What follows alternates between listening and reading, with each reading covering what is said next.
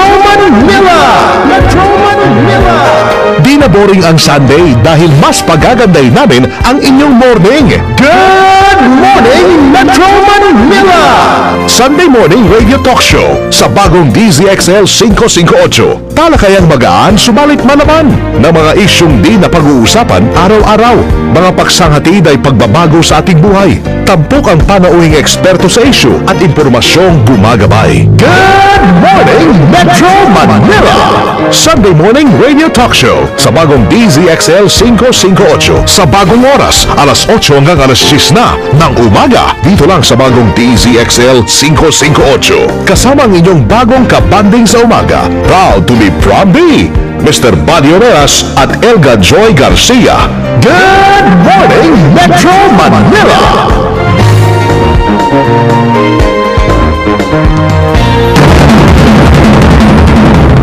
Good morning, wake up! It's a new day. Good morning, everybody. Wake up! Good morning! Morning, Joy. Magandang morning! Kasamang badi na imbag nga agsapa. Good morning, everyone! Buhat po sa lalawigan ng Tamarao, Occidental Mindoro. Ako si Buddy Oberas. Good morning! At mula naman ho dyan sa Cagayan, dyan ho ang Calo Cave, Joy Garcia. Good morning! Sabay po kami, magkasunod pala, hindi pwede magsabay, no? Pagbati. Ayan. Mahirap yung sabay ng bati namin ng good morning. Mahirap i-tsempo. Ako muna. Good morning ho sa lahat ng mga probinsyano na nandito sa Metro Manila ngayong araw na ito, ha? Maaaring lumuwas o dito na ho kayo nakatira o kaya may dinalaw lamang na alam nyo na binisita o namamasyal. Ayan, good morning mga probinsyano sa Metro Manila. Ayan at syempre na imbag nga agsapa. Blessed Sunday, everyone. Magandang umaga sa inyo po lahat. Mula ho sa mga, lalo na sa mga pareho kong Ilocano apaw. Na imbag agsapa tayo apaw. Kita mo na. Wala akong pantapat, Tagalog ho talagang puro eh. Kamusta ho ang pang-os ng balinghoy dyan sa ating mga kababayan sa Mindoro, ha? Pikpik sa bagoong na may talong. As usual, katulad ho ng dati, tayo po yung nag-iimita hanggang 10 o'clock tayo kasamang Joy. 2 hours lang naman po ninyo kaming makakasama. Sa biyahe man ho kayo.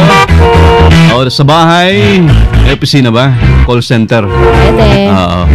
At saan man ho kayo naroon, ano man ang ginagawa, ang radyo ay hindi abala. Patong nyo lang dyan, Nay, Patong nyo lang dyan sa may pasamanuhan at buksan nyo at diretso ho ang buhay. Yan ang kagandahan ng radyo ho, ha? Sunday today, anong petsa na? Ayan, 29 na pala. Bilis Katapusan na. na. Ang bilis talaga. Talaga. Sobra na. Ibang klase. Wala na, 100 araw at Pasko na naman mga kasama. Sa hubay yung pakiramdam. Pasko na. Wow, 87 days to go before Christmas. Wow! Sana po kahit paano ayos lang inyong Sunday morning. Ang araw kasamang Joy, hindi pa rin talaga makasikat ng todo. Pero kahit paano mas maaliwalas naman tayo Ayun. ngayong Sunday na ito. Ayan. Maulap. May bagyo ba? Ayan na, may low pressure, area daw. Ang namataan. Hindi natin pinoproblema yung habagat noon. Tanda mo, nung ako bata-bata pa, ikaw kasi batang-bata ka pa rin. Hindi natin pinoproblema yung habagat noon, no? Ngayon, pag sinabing habagat, problemang malaki na.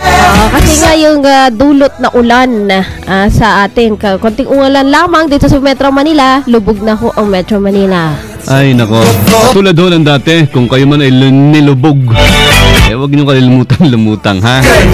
Imbitado ho namin kayo. Una sa lahat, aming mga contact details. Nag-a-apply lang ho kami ng trabaho sa inyo, ha? Aming landline sa studio sa DCXL 558 kHz sa inyong talapitan sa AM band. 882-2371. 882-2374 882-2376 at 882-2378. Pwede ho kayo mag-text sa amin mga kasama. Tatlong cellphone numbers. Parang yung may binago na ba tayo number? Yung Globe yata yun. Tama ba, Jen? Globe at Sun. Nagbago na rin tayo. Pati Sun. So itong nandito sa listahan ko, ito na yun mismo. Sige, unahin po natin ang Globe mga kasama. 0927-650-6795. Para ho sa ating Sun naman, 0942-57 0917-00-106. Good morning. Ang dati pa rin ay yung aming pong smart, 0921-431-1044. Ayan, doon sa mga addict na ho na XL listeners natin, Morning! ay good morning. I-save nyo na ho sa phone book ulit. Ang aming pong bagong globe number, mga kasama, Good morning. ay 0927-650-6795. Good morning. Ayan. Ayan. At para sa atin naman hong San, 0942-57-20106. Mario Reas at Elga Joy Garcia. Good morning, Metro Manila! Sa lahat po na masuki natin online by www.rmnews.com/tv. Andyan ho kami. Pwede kayo manood, makinig at the same time. Hi! Morning. Good morning! Ayan. Yung kumakaway po, ako yon. Good morning. Pinaligtad ang buhay. Si Miss Joy ay yellow. Pero sa screen ay nagiging peach siya, somewhat peach ang kulay. Ayan. Ubing-ubi naman ere. Ewa. Good morning. Ano ang good news today? Magandang morning balita. Good news sa Metro Manila. Ngayon na.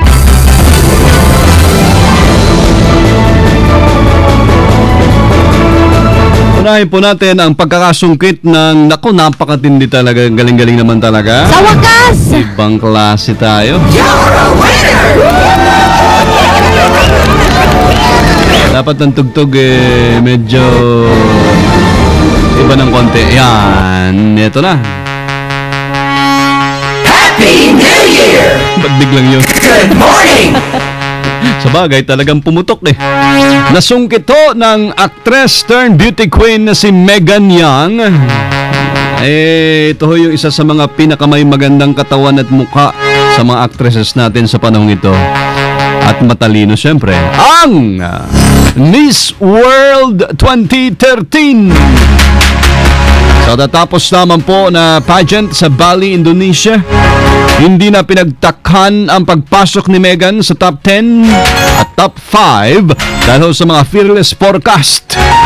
Ay nauna na rin ang pangalan ng Pinay Beauty. Hinangaan din po ang sagot ni Megan sa Q&A. Yan ho yung question and answer, Lola. At yung suot po niyang damit na kulay pink na dinisenyo naman ng kilalang si Francis Libiran. Pakinggan nga natin. Meron ba? May voice clip tayo? Okay. O sige. Ako yung MC at si Joy yung sasagot. Yeah. Why should you be Miss World? Miss Philippines, ako yun. Galing mo talaga. Okay? Pagbigyan. Ibang klase talaga yung training mo pagbigyan kay naman. Manoy pag sa drama.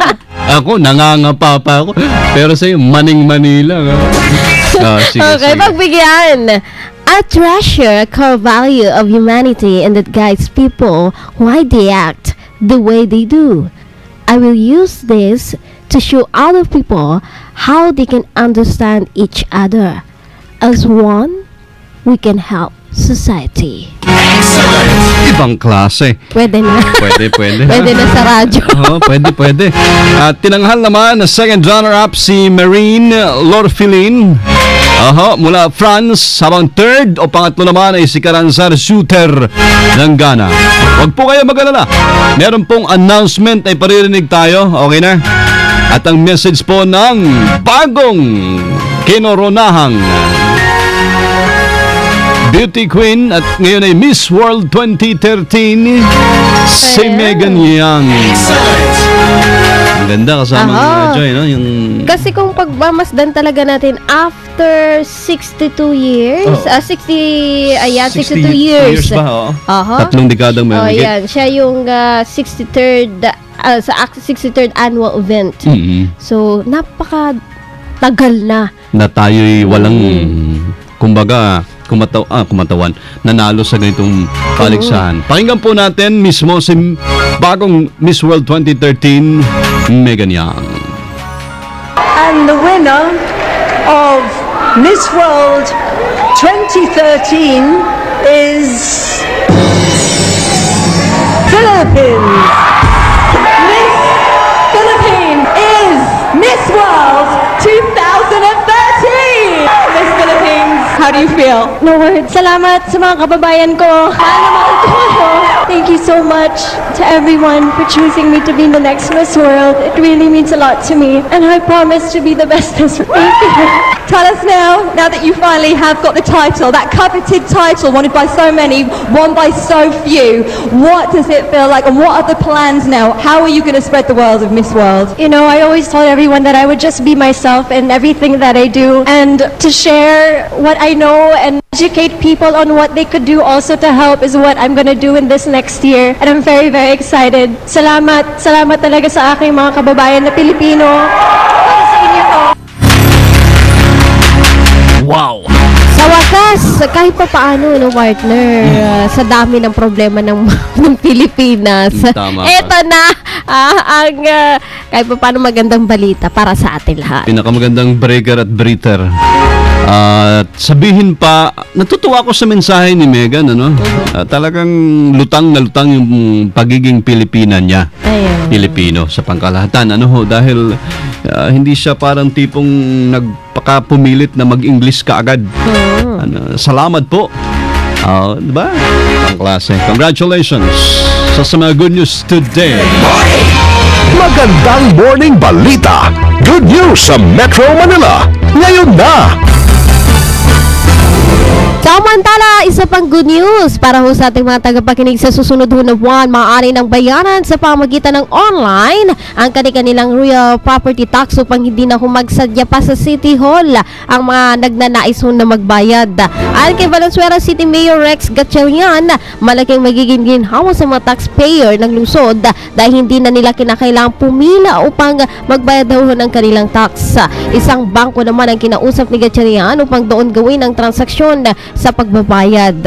Maaari na rin malaman sa online kung magkano ang kanilang babayaran at hindi na nila kailangang pumunta sa City Hall upang alamin kung magkano ang kailangan nilang bayaran. Samantala, maaari naman kung makipag-ugnayan sa pamagitan ng telepono ng City Hall ang sinumang gustong magbayad ng online upang malaman kung saan bangko at iba pang detalye sa pagbabayad sa online. Good morning. Samantala, mga kasama, abot naman sa 22 na mga estudyante. Ito, magandang balita rin, no, mga kasama, dahil ito mula sa Pilipinas, ang 22 students nakasungkit lang naman ng Gold Standard Award sa 3 math contest sa Canada. Wow! Mathematics Galing. arts. Ito yung larangan mo. Oo, ito yung paborito natin na hindi tayo, paborito tayo pero hindi natin paborito. Excellent. Okay, ayon sa balita, nakuha po nila ang parangal sa Friar Galoy and Hypatia contest ng Center for Education in Mathematics and Computing o CMC ng University of Waterloo sa Ontario, Canada. Umuulan po ang blessing sa Pilipinas sa mga itong parangal. Sa background man, sabihin nga, tama si Joy na may mga marami hong problema. Oho, tayo, usapin ng crisis sa Zamboanga and Cotabato and pork barrel issue. Ay, andito ho ang mga nagagandahang balita naman, please, ngayong Sunday. Congratulations kay John Aris, ito yung mga estudyante, Hingan. Jan Aris Hingan, San Beda College, Alabang. Congratulations din kay Farrell Adrian Wu, MGC, New Christian Life Academy. Saman Joy, tulungan mo ako dito. Ayan. Tawag natin itong mga graduates na ito. Oh, si Kyle Dulay ng Philippine Science High School, Maine. Congratulations! Congratulations din ho kay Christian Gilera, UP Integrated School. Si Clyde Wesley ang Chiang Kai-shek College. Congratulations kay Christopher Banson ng Makati Science High School. At wow na wow kay Matthew Isidro ng St. Jude Catholic Church. Kay Cedric Go. Hay, yes, ng Xavier. At syempre si Jose Ignacio Locsin ng St. John's Institute Bacolod. At gayon din, congratulations kay, mahirap ang pangalan to, Pards, Shaquille Wayne or Wayan Kui or Ke, Shaquille Yan Ke ng Grace Christian College. At syempre kay Hochin Kim ng International School, Manila. Yan po. Congratulations! ang ilan lang doon sa 22 students na nakakuha po ng Gold Standards Award sa 3 math contest mathematics sa Canada. Ang 22 students na mga Pilipino'y kabilang sa 15,386 na lumahok, kabilang po 9,990 mula sa iba't ibang panig ho ng Canada. Congratulations sa inyo!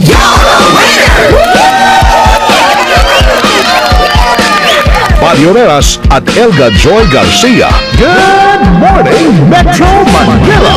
Di na boring ang Sunday dahil mas pagaganday namin ang inyong morning. Gusto po kayo! Morning, Joy! Good morning! Bit-bit ang inyong mga bagong kabanding sa Sunday morning. Good morning, Metro Manila! Sunday morning radio talk show. Talakayang magaan, subalit malaman. Tayo mismo na gumagamit ng internet, Opo. ng iPad, ng computers. Dapat din alam din natin kung paano natin i-secure yung sarili natin. Mga isyong di na pag-uusapan araw-araw. Yung hacking, ito yung pagpasok ng iyong server o yung website, no? Illegal entry, ika nga. Dati, nagsisimula itong hacking na to for bragging rights lang. Ibig sabihin, parang masasabi lang niya na, uy, ako ang nag-hack niya o napasok ko yung sistema nila, no? Pero ngayon, as it evolved from bragging rights, nagiging parang money-making activity. Good morning, Metro Manila! Kada linggo sa bagong oras, alas 8 hanggang alas 10 na ng umaga. Kasama sina Badio Veras at Joy Garcia. Dito lamang sa bagong DZXL 558. Ako tayo magpatuloy mga kasama sa laman at sa magiging kabuuan po ng programang Good Morning Metro Manila today, Sunday, September 29, 2013. Nakuhan po muna natin si Brother Bobby Rebolida for the last time ngayong Sunday na ito. Salamat ng marami dahil nakasama po natin siya sa pagdarasal bago ang programa. At ngayon, September 29, huling Sunday ng buwan, kasama pa rin natin ang leader ng Yeshua Communities Family Community Incorporated. Brother Bobby, good morning. Good morning. Muli mga kasama, please welcome si Brother Bobby Rebolida. Brother Bobby. Magandang umaga po, buddy. Magandang umaga po sa lahat sa inyong nakikinig. Tayo po ay muli, ayon sa salita ni Diyos, magpasalamat. Pumasok tayo sa presensya niya na punong-puno ng pasasalamat dahil alam namin, dahil sinasabi po sa salita niya at ating Diyos ay hindi po kayang magsinungaling. Hindi po siya tao na nagsisinungaling. Ninanais niya matanggap natin ang buhay na walang hanggan, buhay na makadiyos, buhay ni Jesus. Pasalamat po tayo dahil we are all qualified. God, through Jesus Christ, qualified us. Ngunit kahit tayo ay qualified, kailangan natin tanggapin. Kaya tayo po ay magpasalamat dahil tayo po ay nasa presensya ng Panginoon. Thank you, Lord. Let's pray. What a friend we have in Jesus. Father, thank you, thank you, thank you. There's not enough thank you, Lord, that we can give. You're the greatest, the most high God. There is no other God like you. And we bless you. Thank you, thank you, thank you, thank you for your great love and your mercy that you poured unto us. And you made it through to Jesus Christ. Sa pamagitan ni Jesus, ginawa niyong tunay ito. Hindi lang sa salita, kundi sa gawa. Ama, there is no one who can do such a thing except you. Father God, thank you that you chose to restore us to yourself.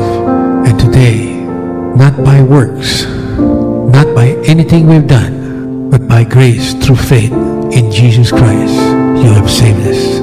At kami nagpapasalamat dahil sa kaligtasan na binigay niyo sa amin. Kami po'y kikilos ng ayon sa inyong salita dahil binigyan niyo kaming kapangyarihan upang sumunod. Ito po'y pasasalamat.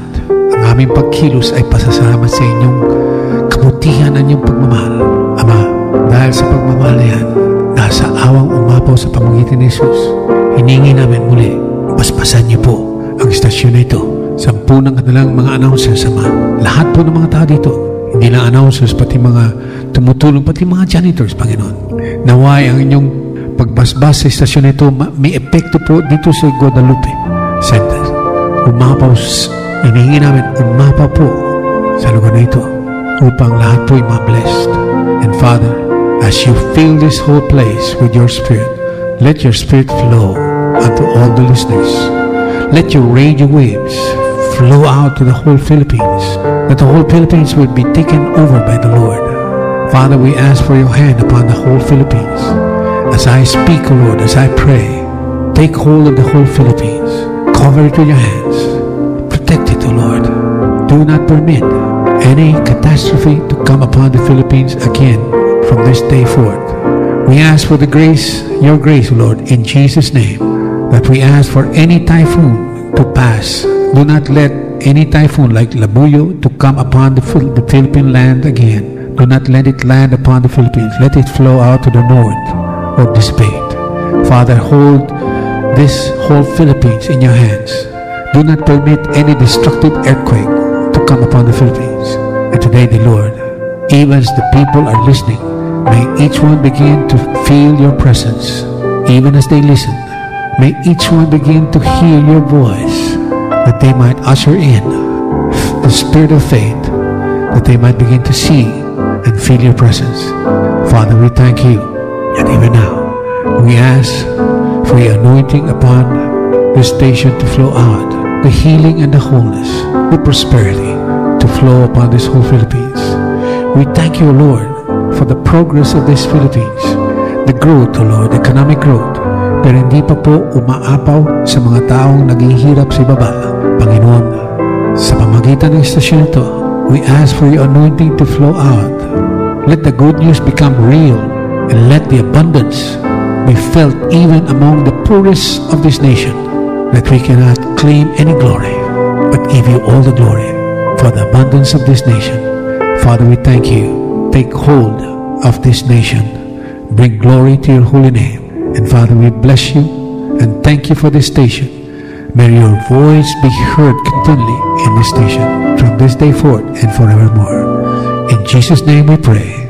Amen. Amen. So take it to the Lord in prayer. Kasama si Brother Bobby Rebolida.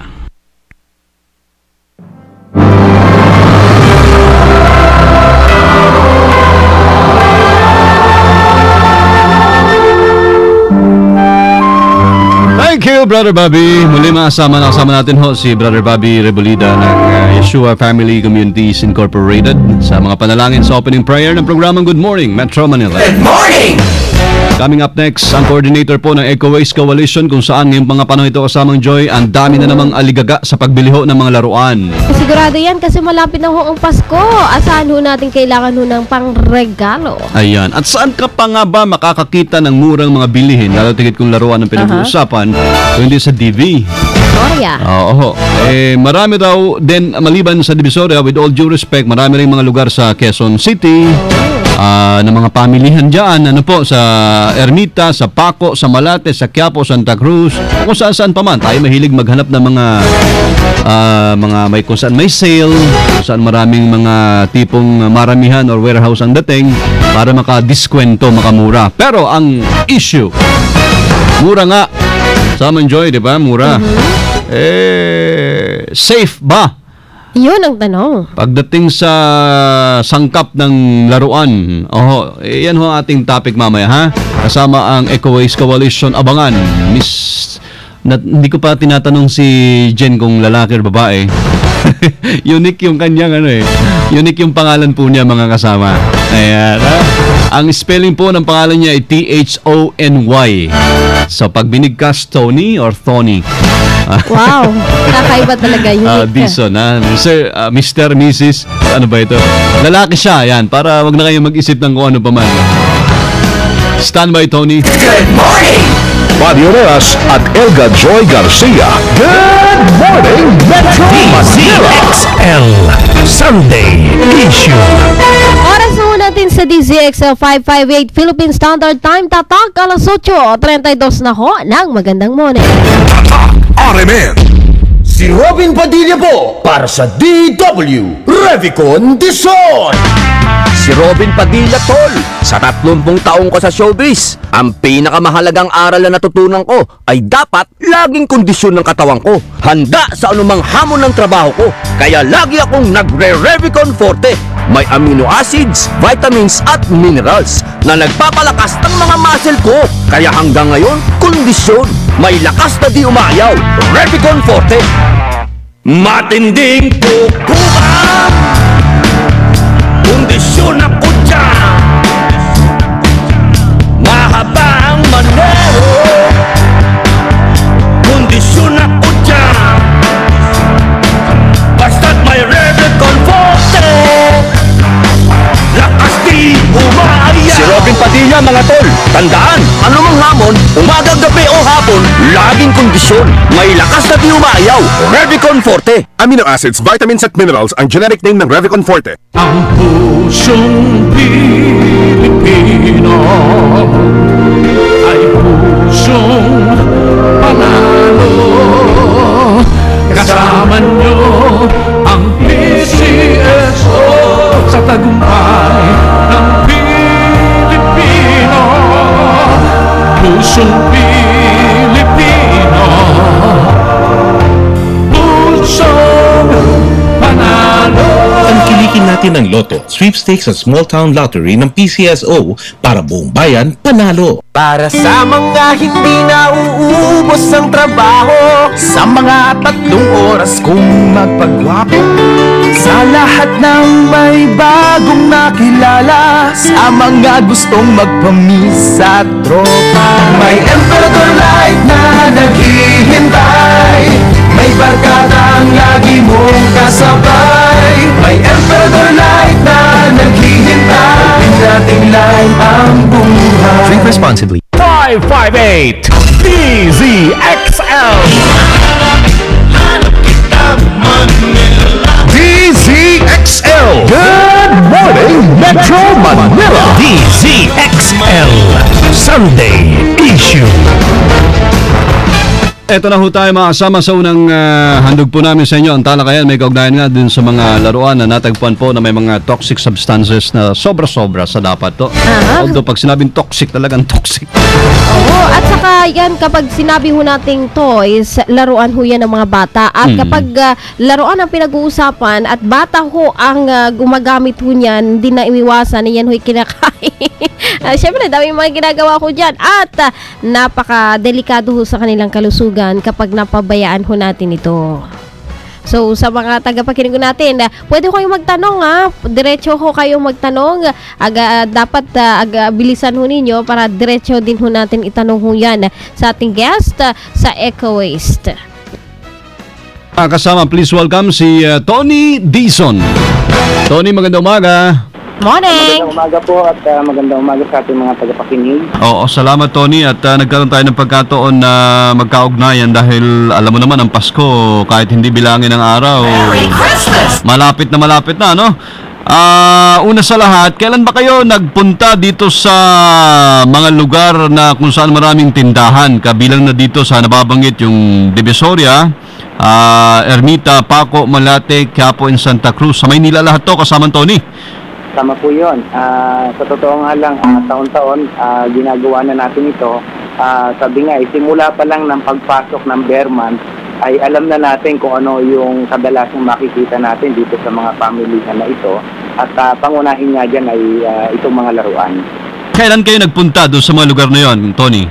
Kailan kayo pumasyal? Ngayong September din yan, kaya fresh na fresh yung ating nakuha na information tungkol dito nga sa mga panibagong mga set ng mga laruan. Sinimulan muna natin dito sa isang particular muna na lugar dahil nga serye itong klase ng pag-aaral, investigasyon na ating ginagawa. Pupuntahan din natin yung mga iba pang mga lugar na talagang madalas puntahan din ng ating mga kababayan. So saan po ito particular, Sir Tony? Dahil nga sinimulan natin dito sa Maynila, siyempre, ang isa pang lugar na madalas puntahan ng ating mga kababayan ay yung Baclaran, Pasay, at iba pa, no? Papasukin na rin natin pati yung mga mall. So far dito ho sa ginagawa o ginawa ko ninyo na pagsisiyasat, ano po ba yung lumalabas na resulta ng mga laruan na inyong in-inspect? Doon sa 200 pirasong laruan na nagkakahalaga lang naman ito ng mga dagang 10 piso hanggang pinakamahal na purchase natin ay umabot ng 180 pesos. So at least medyo sabi nga abot kaya pa din, kasi yan na talaga yung range ng presyo ng mga laruan ngayon. Binili natin ito dito sa lugar sa may mga malls din tayo na nabili dito mismo sa lugar ng Maynila, sa Ermita, sa Quiapo, Divisoria, Santa Cruz at iba pa, doon sa 200 piraso na laruan na ating sinuri gamit yung tinatawag na X-ray fluorescence spectrometer. Isang klase ito ng handheld analyzer na kayang mag-detect, talagang very accurate pagdating sa heavy metals katulad ng lead, mercury at cadmium, yung iba pang mga heavy metals. At doon sa 200 na yon, 94 na piraso o 47% dito ay bumagsak talaga at napakatataas ng detection na ating nakita. X-ray fluorescence spectrometer. Ayun. Ito yung ginagamit nyo doon sa mga laruan na inyong nakita doon in inspection doon sa mga lugar na yon kasama Tony. Tama po yun. Oo. Ano ba muna yung magiging epekto sa kalusugan ng bata o kung sino pa man? Halimbawa, kung sobra sa mercury, anong mangyayari? Okay, ipaliwanag natin doon sa ating mga tagapakinig, Ang mga na-detect natin dito, pangunahin din ay yung lead, lead, may mercury at saka yung cadmium. Opo. Kung isa-isayin natin yung mga heavy metals na yan, yung lead ay isang klase ng chemical na madalas makikita ito sa mga pintura. Kaya alam naman natin ang mga laruan ay pangunahing ingredients niyan sa paggawa ay yung mga pintura dahil yan yung nagbibigay ng buhay, nagbibigay ng kulay sa isang laruan. Karamihan ng mga manufacturers ginagamit pa rin ito sa klaseng chemical dahil nga ang dulot nito ay una, napapatagal niya yung brightness nung color at saka yung kanyang glossiness, Kaya talagang yung kintab niya, yung kinang. Kung makinang talaga siya, kaya attractive ito sa mga bata. Yung cadmium naman ay ginagamit na ngayon bilang substitute dito sa lead. Kung sakaling hindi available yung lead, maaaring ang mga manufacturer ay ito yung ginagamit na substitute. At yung mercury naman ay kadalasan nakikita natin ito, lalo naman doon sa mga laruang pambabae. Kasi to be fair lang naman, baka sabihin nila, puro mga laruang panlalaki lang yung ating na pamili. Kung hindi, bumili rin tayo ng mga laruang pambabae. Kabilang dyan yung mga tinatawag na mga make-up set, play. Yung mga pambata talaga na pang make-up. Kung isa-isayin natin ito, ang lead ay isang neurotoxin. Okay. Alam niyo din yan ng mga eksperto natin, pangunahing inaatake nito yung utak ng isang bata. Na isang tao. Kung medyo mahina ang immune system natin, yung sistema ng lifestyle natin, talagang mabilis tayong mga absorb nitong ganitong klaseng chemical. Yung mercury naman ay isang neurotoxin din, pero hindi sa utak yung kanyang punteriya, kundi dun sa ibang parte pa ng internal organs natin.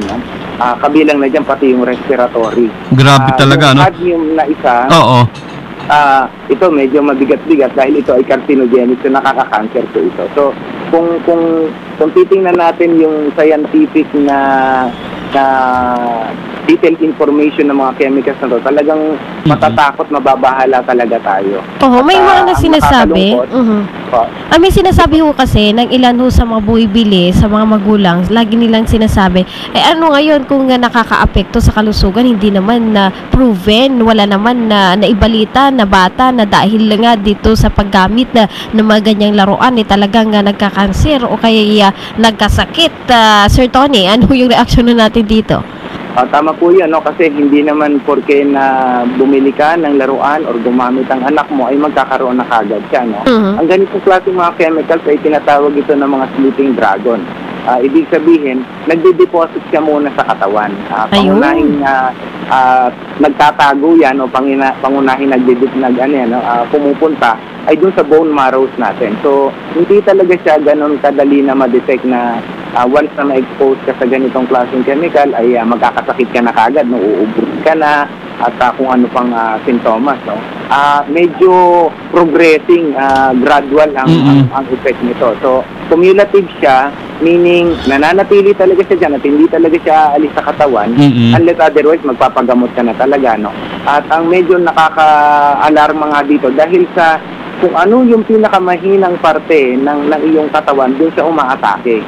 So therefore, kung ikaw ay may sakit sa puso, obviously, siyempre, aatakehin talaga niya. So hindi sadyat na maipo-correlate na ang exposure mo sa ganito ay dahil na hindi dahil sa exposure mo ito kaya ka may ganyan sakit, kundi nagko-contribute pa nga siya. Okay. So until such time ng isang toxicologist, halimbawa may mga karanasan na rin, siguro maaari rin niyang maibahagi ng ating mga eksperto, lalong-lalo na dito sa East Avenue Medical Center dahil sila ay isang poison use center na rin ngayon, bukod sa Department of Health, tumatanggap sila ng ganyan mga pasyente. May mga ilang mga testimonies na talagang may dumating na pasyente doon, particularly mga younger age, at may mga ganitong mga sintomas na hindi kagad talaga kayang ma-detect ng isang ordinaryong doktor. Kakailanganin mo pa na tinatawag na toxicologist para ma-determine bakit nga ba pabalik-balik yung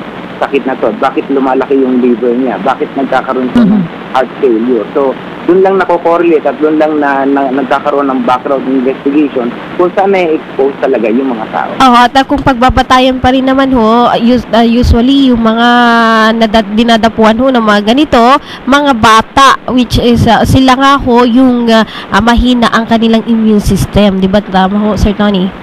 Tama po yun. Kaya nga po yan po yung ating mas iginigiit sa ating mga consumer na mas maging maingat. Dahil nga, kung tayo nga medyo may edad na, ay mabilis dapuan din ng sakit. Lalo pa siguro yung mga vulnerable children. Oo. Tony, rewind lang ako ng bahagya doon sa inisa-isa natin na mga heavy metals or chemicals na ito, mercury, lead, cadmium. Ano yung paraan ng transmission nito?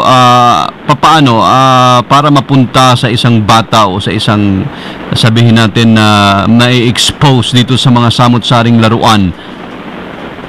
Ang World Health Organization ay meron ng tinatawag sila ng mga route of exposure kung tawagin. Ito yung mga paraan para ma-expose ka. Oo. Ang una dyan, of course, siyempre kung may hinahawakan ka na... So, number one, hawak. Paghawak, siyempre. No?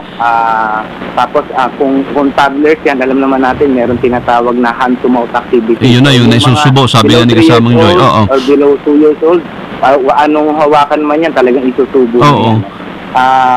Of course, siyempre, yung kung may vapor na lumalabas, masisimot natin yan, inhalation, no? So, malalanghap mo. Iba pa, ingestion yung pangatlo pa doon, yung ingestion. Kung yan ay may nakain mo na, o sige, sumama dun sa iyong kinakain. So, ang situation kasi natin, ang mga laruan na ganito, lalong-lalo na medyo may kamurahan, ang tendency niyan talaga may mga pagkakataon, o kahit sabihin natin kahit yung medyo mahal din ang klase ng laruan, may tendency yan na mag-tip off yung pintura. In the long run, lalong-lalo na kung yan ay paboritong laruan ng isang bata, talagang sabi nga yung ibang laruan talagang sinasama pa nila sa pagtulog. So, ibig sabihin talagang love na love nila yung mga ganitong klaseng laruan, talagang hindi nila madalas iiwanan o bibitawan ito. Siguro kung magsawa na lang siya, saka na lang niya tawag nito, bibitawan, no? Ang tendency niyan, in the long run, nag-tip off na yung mga pintura niya at doon na magsisimula yung exposure ng bata, lalong-lalo na kung yan ay kumapit na sa kanyang kamay o di kaya ay nasubo niya yung parte ng isang laruan na kung saan natatanggal na yung pintura. At iba pa, lalong-lalo na kung hindi nababantayan ang ating Kasamang Tony, ano ba yung kategorya ng mga laruan na pinag-uusapan natin? Like plastic toys or paano yung mga stuffed toys? Tama yan, no? Karamihan dito sa mga nasuri natin na nilalagyan ng pintura o ginagamitan ng pintura ay itong mga plastic toys. Okay. May mga ilang stuffed toys tayo din na nasuri pero hindi particular mismo doon sa halimbawa kung manika man yan na medyo usok ngayon, hindi mismo doon sa katawan, dahil yung iba naman doon ay mga tela at posibleng baka mga cotton sa ang gamit or wool. Nakita natin yung lalo-lalo at may nasuri tayo ng mga ilang mga dolls, nakita natin ito mismo doon sa accessories sa accessories mismo ng mga manika na ito. Halimbawa yung damit. Yung damit niya ay medyo skirt type, na medyo glossy, na makintab talaga very colorful. Para may mga glitters pa. Tama po yun. At yung iba pa dito ay mismo yung mga accessories. Halimbawa may singsing, may ikaw, at iba pa. So yun doon naman nakapaloob yung maaring toxic substance? Opo, doon po napapaloob. Hindi man siguro mismo doon sa materials ng manika, pero doon sa accessories naman niya. Sabi nga nila very dull, walang buhay yung manika pag hindi mo lalagyan ito mga accessories. Ayun. So mabilis lang o madali lang na makita o mapansin na ito pala ay delikado sa pamagitan ng kulay. Tama po. Mas makulay. Sabi nga natin bilang isang ordinaryong consumer, hindi mo talaga kakayaning ma-detect kahit pa sabihin natin. Ayun nga may mga senses tayo, naamoy natin, hahawakan natin na parang medyo natutuklap na. Siguro yan yung mga basic na pwede nating masabi sa mga consumers natin na gamitin para lang medyo makaiwas. Pero magkano ba yung kasamang Tony, magkano ba yung X-ray fluorescence spectrometer? Medyo may kamahalan po yun. Hindi pa kayanin ng isang ordinaryong mamamayan lang. Magkano more or less or average man lang? Like how much? More than 1 million po. Kita mo na. Sabi ni Aling Pepang, di na bali, buddy. Makinig na lang sa echo waves. Pero dapat naman, tama Joy, dapat naman Tony, wala ba nagsusulong na itong mga tindahan ito man lang or lahat yung malalaking tindahan ng laruan ay may ganyan o meron talaga silang XRF spectrometer?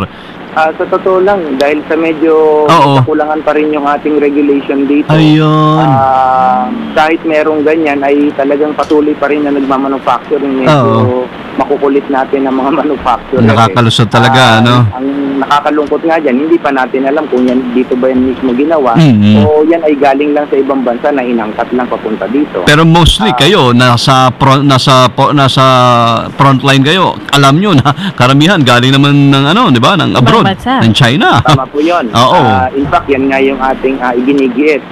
Hindi lang sa Department of Health, hindi lang sa Drug Administration, maging ang Bureau of Customs ay ating kinukulit na rin at kinukumbinsi na sa panahon ngayon, lalong-lalo na ito dumadagsa na naman yung mga laro, ay talagang mas maging mapanuri dun sa mga kargamento na pumapasok. Okay. Isa-isa lang namin yung mga pangkaraniwang binibili ng mga misis ng tahanan dahil nakabonus na siguro yung iba or meron pera at gusto nang mas maaga makapagbalot ng mga panregalo sa mga inaanak, kasamang Tony. Yung mug, halimbawa, nabanggit na natin kasi yung dal kasamang Joy, yung manika. Yung mug, halimbawa Tony, ang daming nagre-regalo ng mug o panregalo na iba't ibang kulay, mapupusyaw talaga ang kulay. At may mga designs. May design pa. Yung Winnie the Pooh. Isa yan sa mga common, di ba? At iba pang karakter. Gaano ba ka-safe ang mug? At sa inyong pag-aaral, anong inyong natuklasan tungkol dito? Karamihan po dun sa mugs na ating nasuri for almost, sabihin po natin, almost 3 years now. Ay talagang wala akong pumapasa Ganun ba? Bakit? Anong nangyayari? Anong meron? So majority o halos lahat ng mugs. Tama po yun. Lalong-lalo na dun sa mga mugs na kung saan napakarami ang kulay. Magbabari na lang yan kung ang ginamit na klase ng pangkulay ay yung meron kasi ngayon yung parang medyo rubberized, yung parang personal type siya, wala naman tayong na-detect sa ganon, pero yung mismong mug itself ay meron, dito naman sa mga may disenyo na, karamihan talaga ay nagpe-fail doon sa ating pagsusuri dahil nga rin sa klase ng sabi nga hindi maaring ang chemicals na ginagamit talaga nila ay yung chemical na talagang medyo mas madaling kumapit o kakapit dito sa ganito mga ceramic product. So napakadelikado pala. So paano dapat bilhin na lang kung for example, yung mug talaga masarap na iregalo talaga, magandang iregalo. So paano na maiwasan na hindi mabili itong mga ganito? Kung maaring iwasan yung pagbibili ng mga ceramic mugs, lalong-lalo na kung ito ay nasa mga bangketa lamang o di kaya ay sa hindi masyadong kilalang tindahan, ay iwasan na lamang ito. Bakit ko nabanggit po sa medyo kilalang tindahan? Kasi kahit papaano, kung sakali magka-problema yung inyong produkto, ay madali nyo silang habulin kumpara doon sa mga ambulant vendors na hindi mo alam kung nasip pa sila pagbalik mo kinabukasan, ano? Mas mainam na pumili na lang ng ibang may mga klase ng mugs naman nagawa naman sa mga glass, no, na walang pintura. Ayun. Plain lang. Kung talagang gusto mo magregalo ng ganung klaseng produkto, ay doon ka na lang sa parang plain lang or na klase ng mga mugs kaysa doon sa may pintura. Maliban dyan sa mug, itong sporting toy na ginagamit ng mga bata. Yung box. Boxing gloves. Ayun, yung mga sporty toys, ito yung mga squeaky type.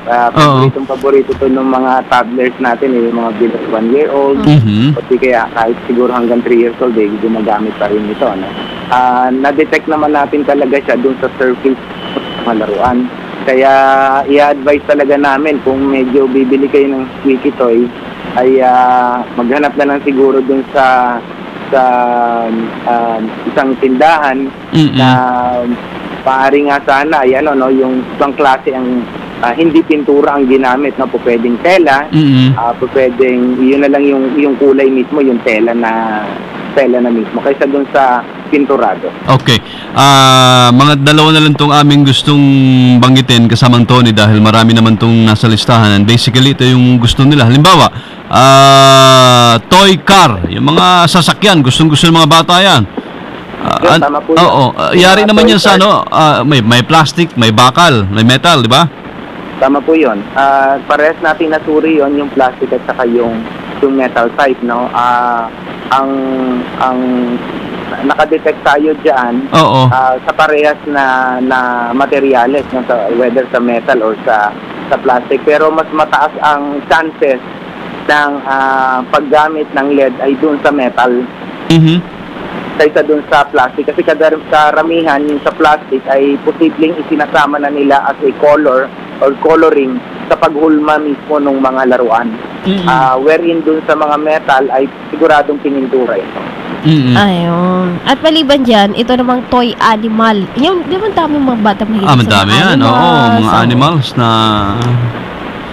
tulad ng dragon. Tama yun.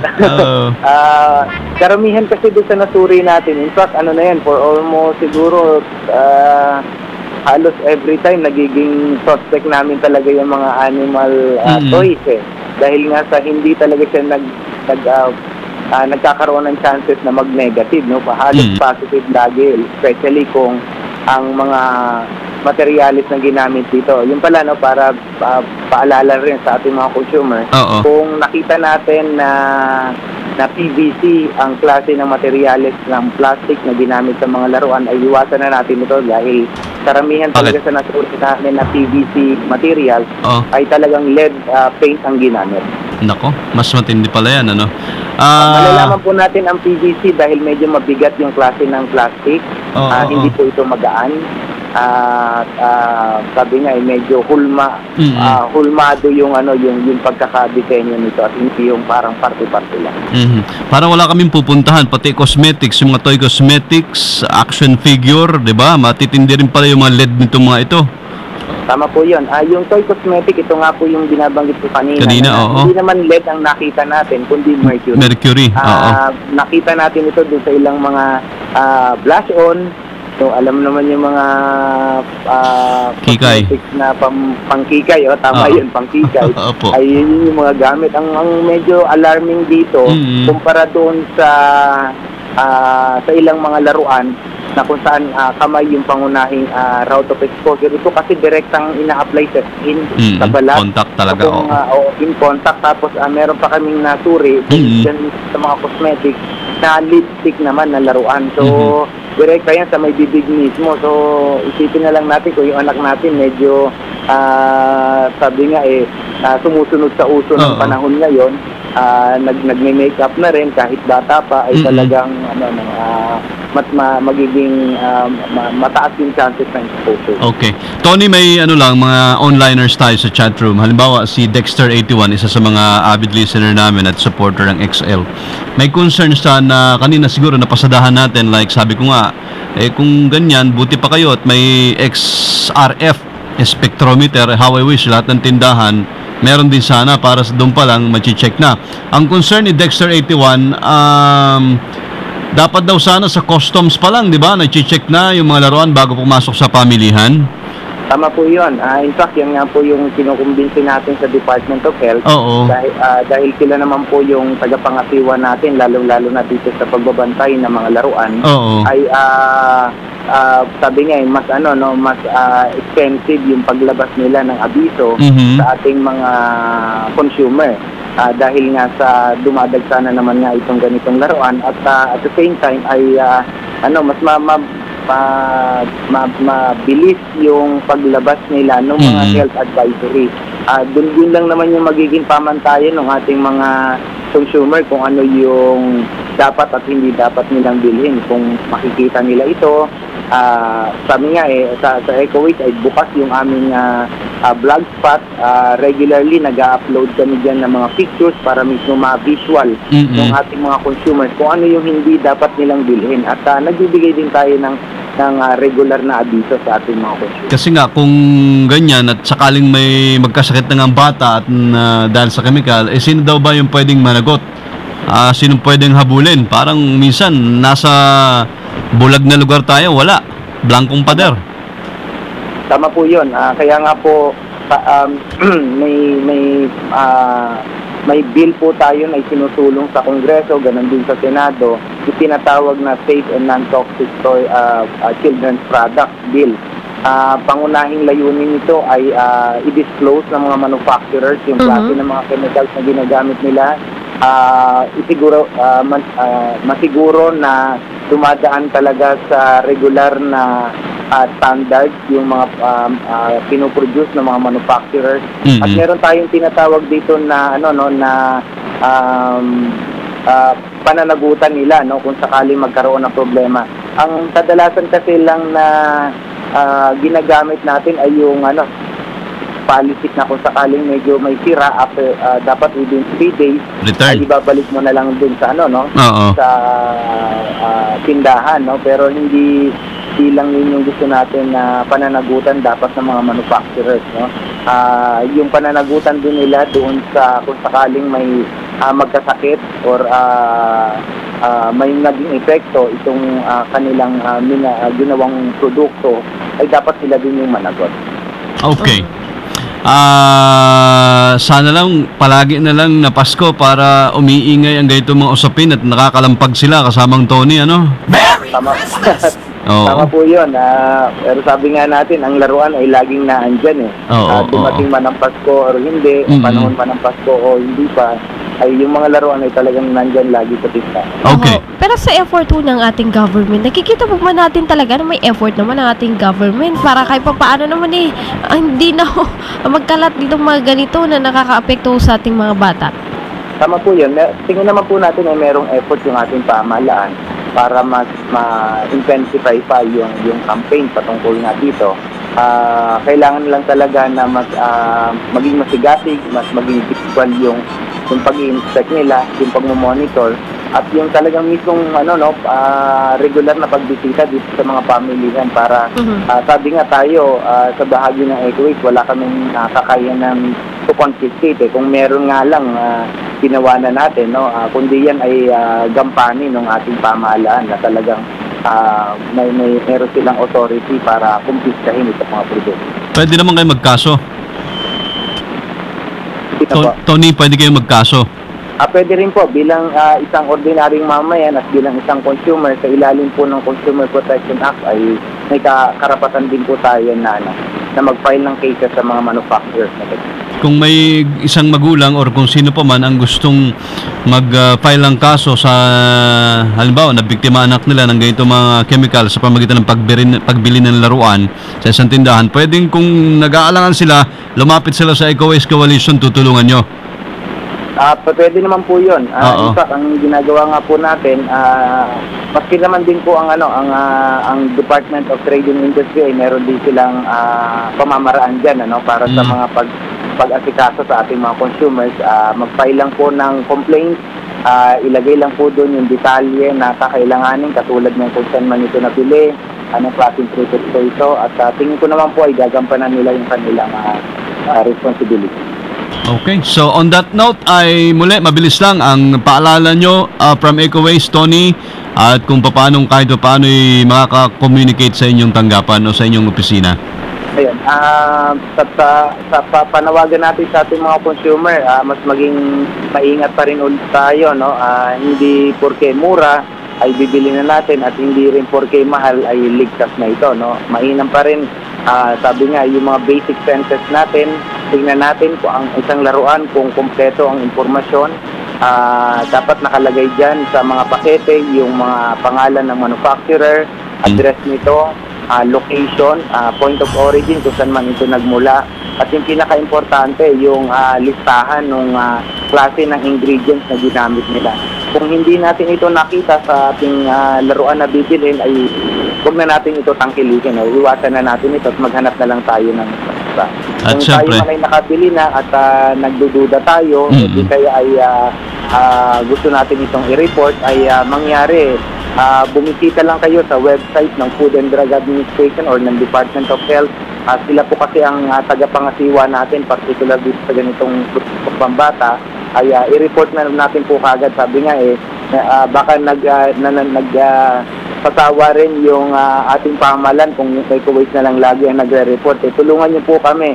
Kailangan po natin ng bawat isang consumer na mag-report para mas makumbinsi natin yung ating pamahalaan na talagang alarming na yung ganitong situation, lalo-lalo sa product ng pambata. Okay. Tony Dizon, sir, salamat po na marami sa oras. Magandang umaga. Maraming salamat po.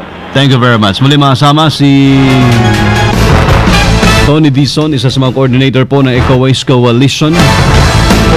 At syempre, kung may pagkataon, ipag-ipunan niyo po yung XRF, X-ray fluorescence spectrometer. Halos 1 million lang naman ang bayad yan. Pagpunta natin sa Divisoria, kung sa pamamamilihang mura, maraming mura na malaruan. Tutok-tutok yan pa. Na lang Ay, naku Cisco, Maria Josep. Ilang porok-baril lang makailangan dyan. Ngayon, si Bayuyo ay bumabati sa atin kasama Joyce rin sa mga suki nating onliner. Thank you, Bayuyo. Na-miss ka din namin, ha? Thank you. Ayan, kagat-kagat lang, ha? Pag may time. Ang masarap na ulam. Sabi niya, alam ng China, tambakan daw ng toxic toys ang Pilipinas. Pwede. Dahil kulang daw tayo sa kakayahan para tumingin kung mga laruan na dinadala sa atin ay delikado sa mga bata. Sa tingin ko naman, hindi sa kulang o hindi kaya Oo.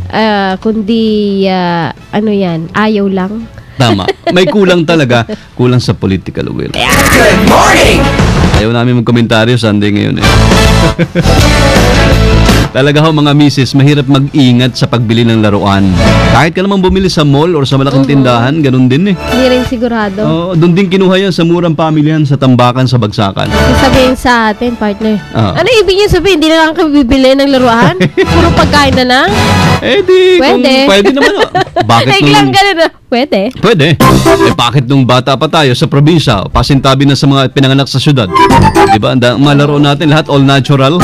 Yeah. Walang artificial. Tirador is one. Ay, meron pala goma, Yung goma Yung goma, delikado pa. Iba. Ano pang laruan meron tayo sa probinsya? Ikaw, Joy?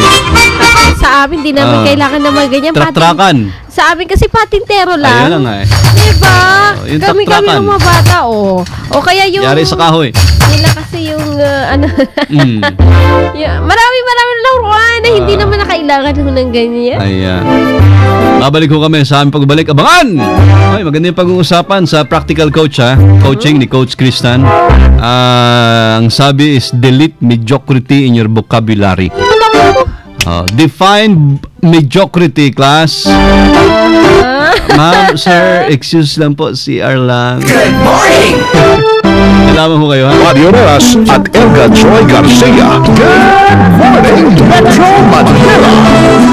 Oras natin sa DZXL 558 Philippine Standard Time. Tatakalas 9:07 ng magandang morning. Ito, 8, 9, 10. Nando, anong ginagawa mo? Shh! Nagtatago yung kambal.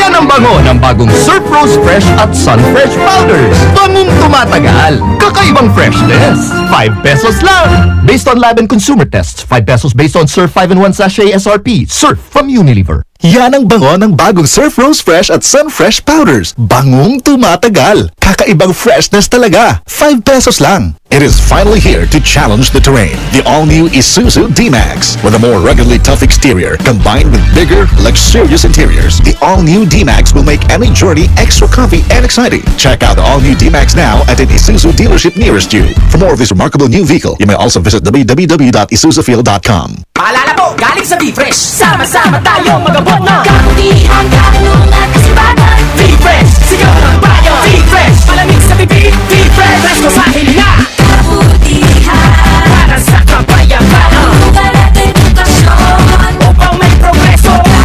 Kasinatan, upang umasenso. B-Fresh, sigaw ng bayan. B-Fresh, malamig sa bibig. B-Fresh, presko sa hilinga. B-Fresh, sigaw ng bayan. B-Fresh. Pag sumigaw ang bayan, may magandang resulta para sa mamamayan. Pero di dapat nawawala ang lamig. Lamig ng ulo, lamig ng bibig. Yan ang lamig ng V-Fresh. Sigaw ng bayan, V-Fresh muna. Ito ang DZXL 558 Tatak RMN.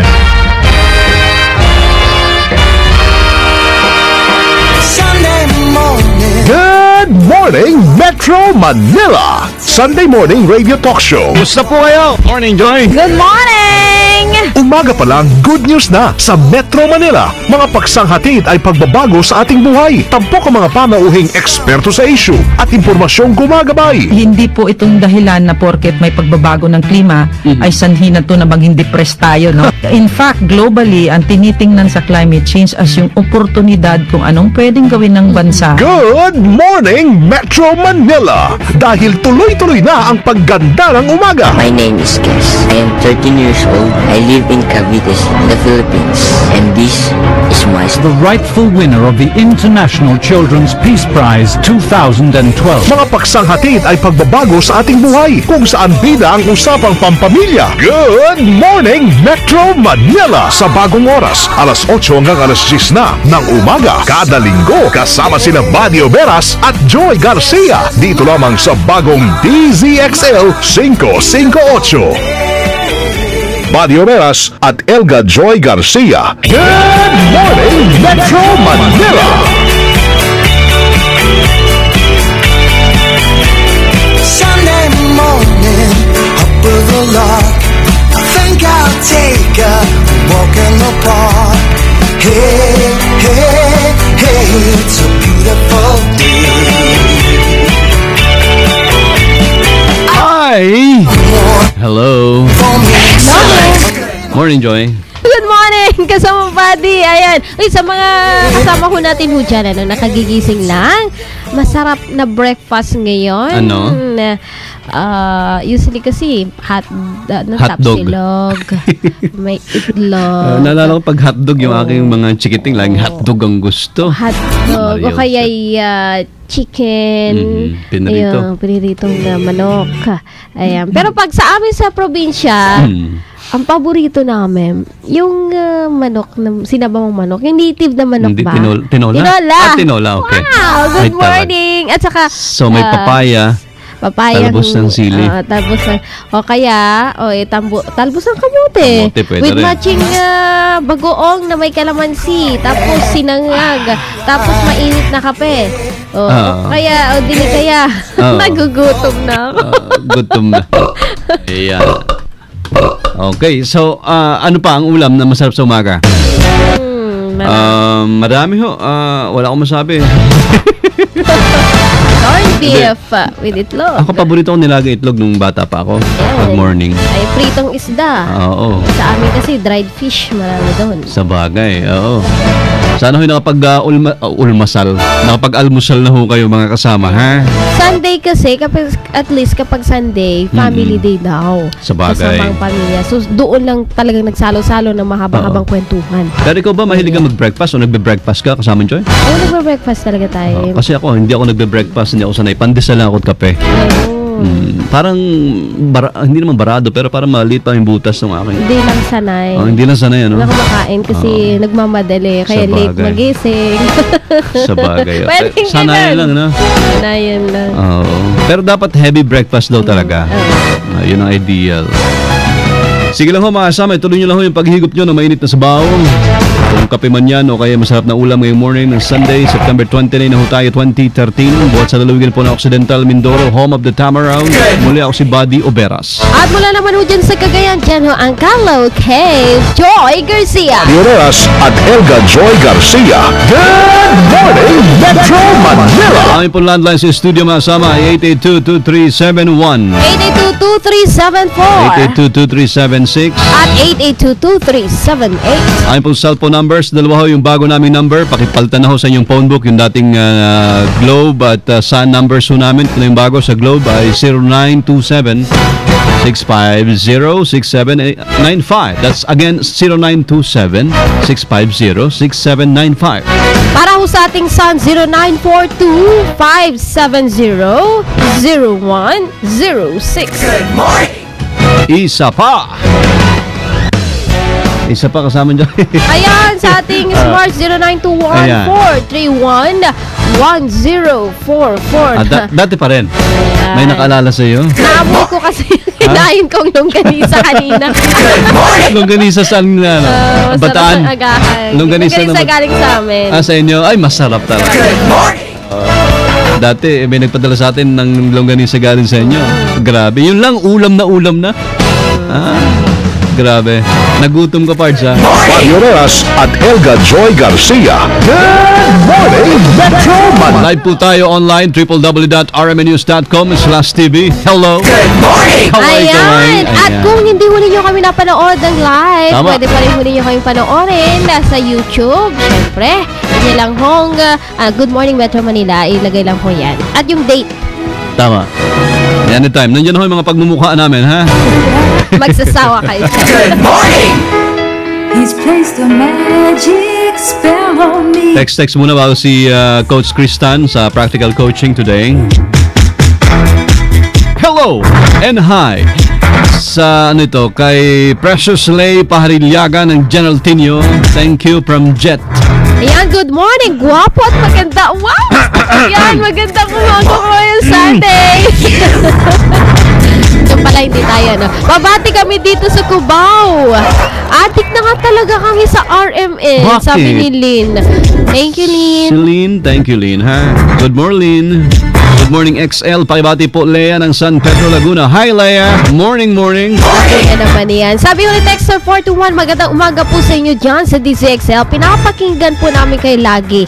Dito po sa Kamiling, Tarlac. Uy, naimbagag sapayo. Ay, naimbagag sapayo di Tapo. Marami Ilocano dyan, na. Binabati ko po mga pamangking ko, si Baby Raw at Bon. Pati po si Nanay Norma. Ako po si Martina. Salamat, Martina. Alright, at hindi, hi, kay ganda umaga sa'yo. Parang ABS-CBN program lang bati nyo, ha? Pakigreet lamang ho ang pinakamamahal kong best friend na si Junaisa Huinal. Diyan sa may Salvador, Lanao del Norte. Alam mo, miss na kita. I love you so much, friend. Ingat ka na lang palagi dyan. At saka si auntie ko pala dyan sa abroad. Ingat ka na lang palagi dyan sa work mo, especially pala dun sa crush ko.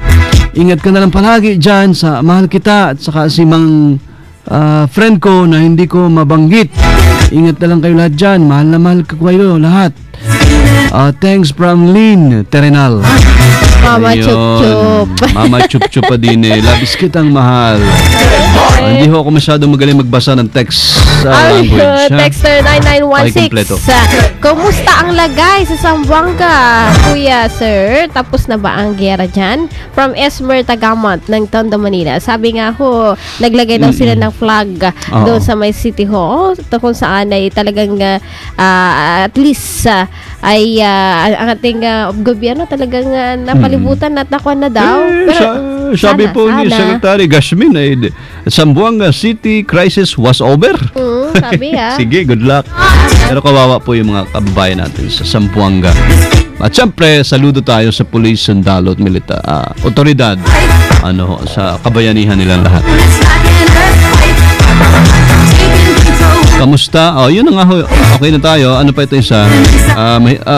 Pard, sa'yo na lang yata itong isang number. 4078. Ano ba ito? Kasi sabi niya, taga Mindoro daw siya eh. Good AM. Sa akong Mindoro. Gawa, ng program. Siguro ganda ng programa mo. Hindi, salitang... Anong salita to? Ilocano. Gawis naman program mo. Ibagaman, numabalin nga pakialaman. Okay, Agri Department. Yung mga kandaw, kanagiti, sa DA. Ayan, meron silang concern sa DA. So, ito hong inyong concern ay ating kung ipagbibigay, alam po. Bibigay sa DA. Sino ba nag-text? Walang pangalan, ano po? 4078 lang. Thank you ho. Thank you. Ayan, panghuli. Kami po yung nakikinig sa inyong programa dito sa Bohol. Wow, Beling Cajes. Thank you, Beling Cajes. Sana makapasyal ako dyan sa Bohol. Gusto ko mamasyal dyan. Ay, sarap sa Lubok River Cruise. Talagang may in love ka sa pagkain. Pagkain. Nakakasundo ng pagpagkain pinag-uusapan. Sige, ingat-ingat lang ho. Pagtalon sa walis sa background nyo, yung Chocolate Hills. Salamat po na marami sa mga taga Bohol, Boholanios. Mario Rojas at Elga Joy Garcia. Good morning, Metro Manila. Gmail, nais nyo mag-email sa amin, padala po sa goodmorningmetromanila@gmail.com. Ayan, at syempre sa ating mga ka-Facebook, sa mga hindi pa po nating friends po dyan, pwede mo rin kami i-add. Ayan, friends po tayo sa good.dzxl at facebook.com. Ang aming pong friends ay nasa 695 na. Tama ba, Miss Jen? Ayan. Tapos yung isa pang kaibigan ni Jen, magpiprenda rin sa atin. Like na rin tayo pag may time. 696 na. Okay, pasa-pasa. Thank you po sa inyo lahat ha. Mahal namin kayo. Mario Rojas at Elga Joy Garcia. Good morning, Metro Manila. Ngayon, ito ay happy listening lang pala kay Professor Liana Barro. Okay, Ma'am Ann Barro ng FEU. Hello po. Sa mga kaibigan nating profesora. At kay Ma'am Seni Martinez dyan sa Rizal.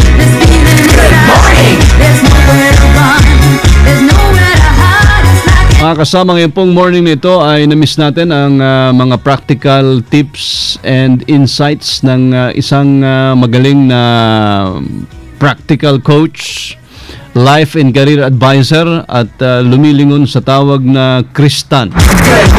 At isa sa topic niya inihanda ngayong araw na ito para sa ating lahat ay may kaugnayan sa yung mediocrity ho na tinatawag. Yung pwede na yan, di ba? Pwede na yan, ayos na yan, pwede na yan. Okay na yan. Okay na yan, oo.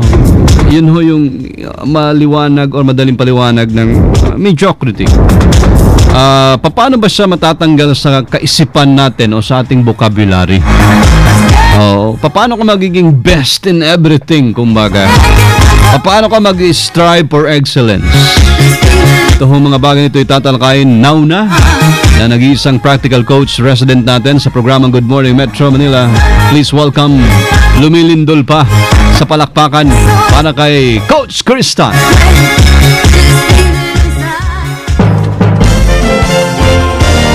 Practical Living with Coach Kristan.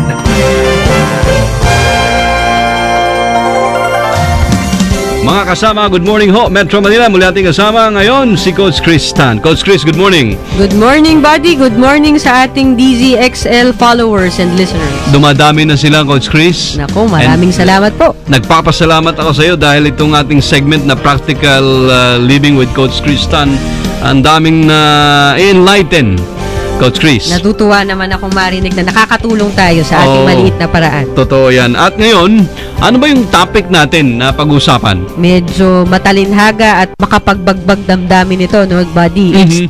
Ang topic natin ngayon, buddy, is delete mediocrity in your vocabulary. Define mediocrity. Yan yung para bang papetiks-petiks lang, yung kumbaga parang basta nagawa ko lang ang isang bagay kahit na okay yan or hindi, basta natapos ko, okay na yun. Para yung commercial, walang quality. Walang quality talaga. At para yung commercial din, Coach Chris, may dagdag lang natin, hindi pwedeng, pwede na. Yun, nakuha mo, natumbok mo. Yun ang best description ng mediocrity. Paano ba ang gagawin natin? Well, dapat pag sinasabi nating tanggalin natin sa sistema natin yung pwede-pwede lang. Hindi yan sa trabaho lang. Pag sinabi ko yan, lahat ng aspeto yan sa buhay. Sakop nito. Kasi magkamisan mga kasama, hindi natin pansin, parang tayo ganun eh. Pwede na yan, okay na yan. Tama, diba? Mahilig tayong ganyang mga Pinoy.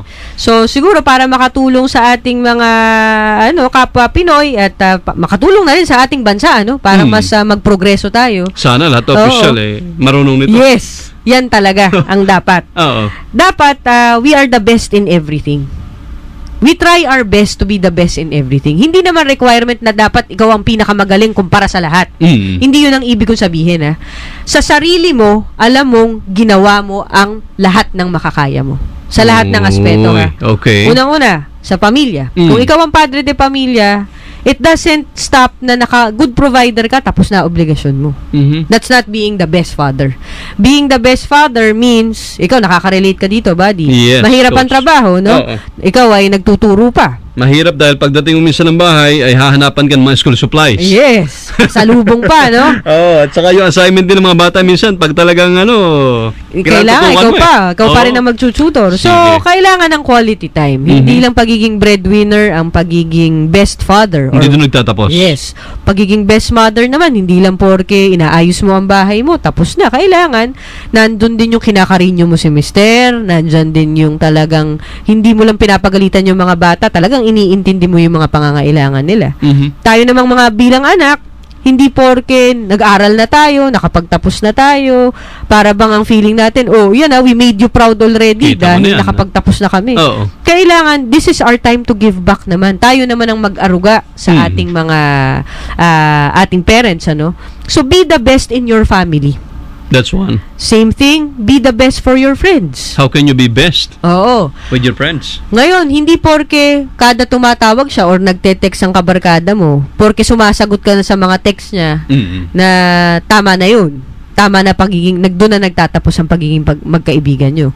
Siyempre, lalo na pag may pinagdadaan ng problema ang ating mga barkada, yan ang pinaka magandang way para mapakita mong talagang you're the best friend. Yun bang talagang nakikinig ka, pero hindi to the point na kinukonsinti mo lang. Mali yun. Mali yun. So, dapat itatama mo rin siya. That's the part of being the best friend naman. Kaya minsan may BFF talaga eh. Yes. Diba?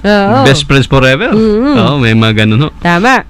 Tapos, pwede rin tayong to be the best in our society. Kanina, Sir Buddy, na sabi mo, ay yung ating mga opisyal. Dapat sila ang unang nakakaisip nito. Role models. Although nagmo-models naman daw sila kapag kasona. Talagang grabe ang mga barong at ang mga barot saya, no? Okay. So, be the best in the society. Kung ikaw ay isang official in the government, talagang gawin mo ang trabaho mo. And make sure na yung trabaho mo, hindi lang basta magarbo, nakakatipid ka rin kasi baka naman sinasayang mo ang kaba ng bayan, Tama. Tapos tayo bilang mga citizens, regular citizens, gawin din naman natin yung part natin na kung sinabing wag magtapon dyan para maiwasan na pagbabaha dahil napakalaking problema ng baha ngayong tag-ulan. Yung pagsunod po sa sabi na ilabas lang basura kapag ka nandyan na ang truck, malaking bagay po yan. Yes, oo. Sa kalinisan at kagandahan ng ating kapaligiran. Now, you can also be the best in terms of kung ano interest mo. Kung ikaw ay magaling mag-basketball, kahit na liga-liga lang yan sa opisina o sa school. Sali, di ba? Oo. Tapos, at the same time... At hindi sapat ang pagiging MVP, Coach Chris, ha? Oo, kailangan ano pa ba? Kasamang body. Dapat marunong ka rin na mag-give back. Magturo ka rin sa mga bata. Para hindi ka mediocre na MVP player. Yes, oo.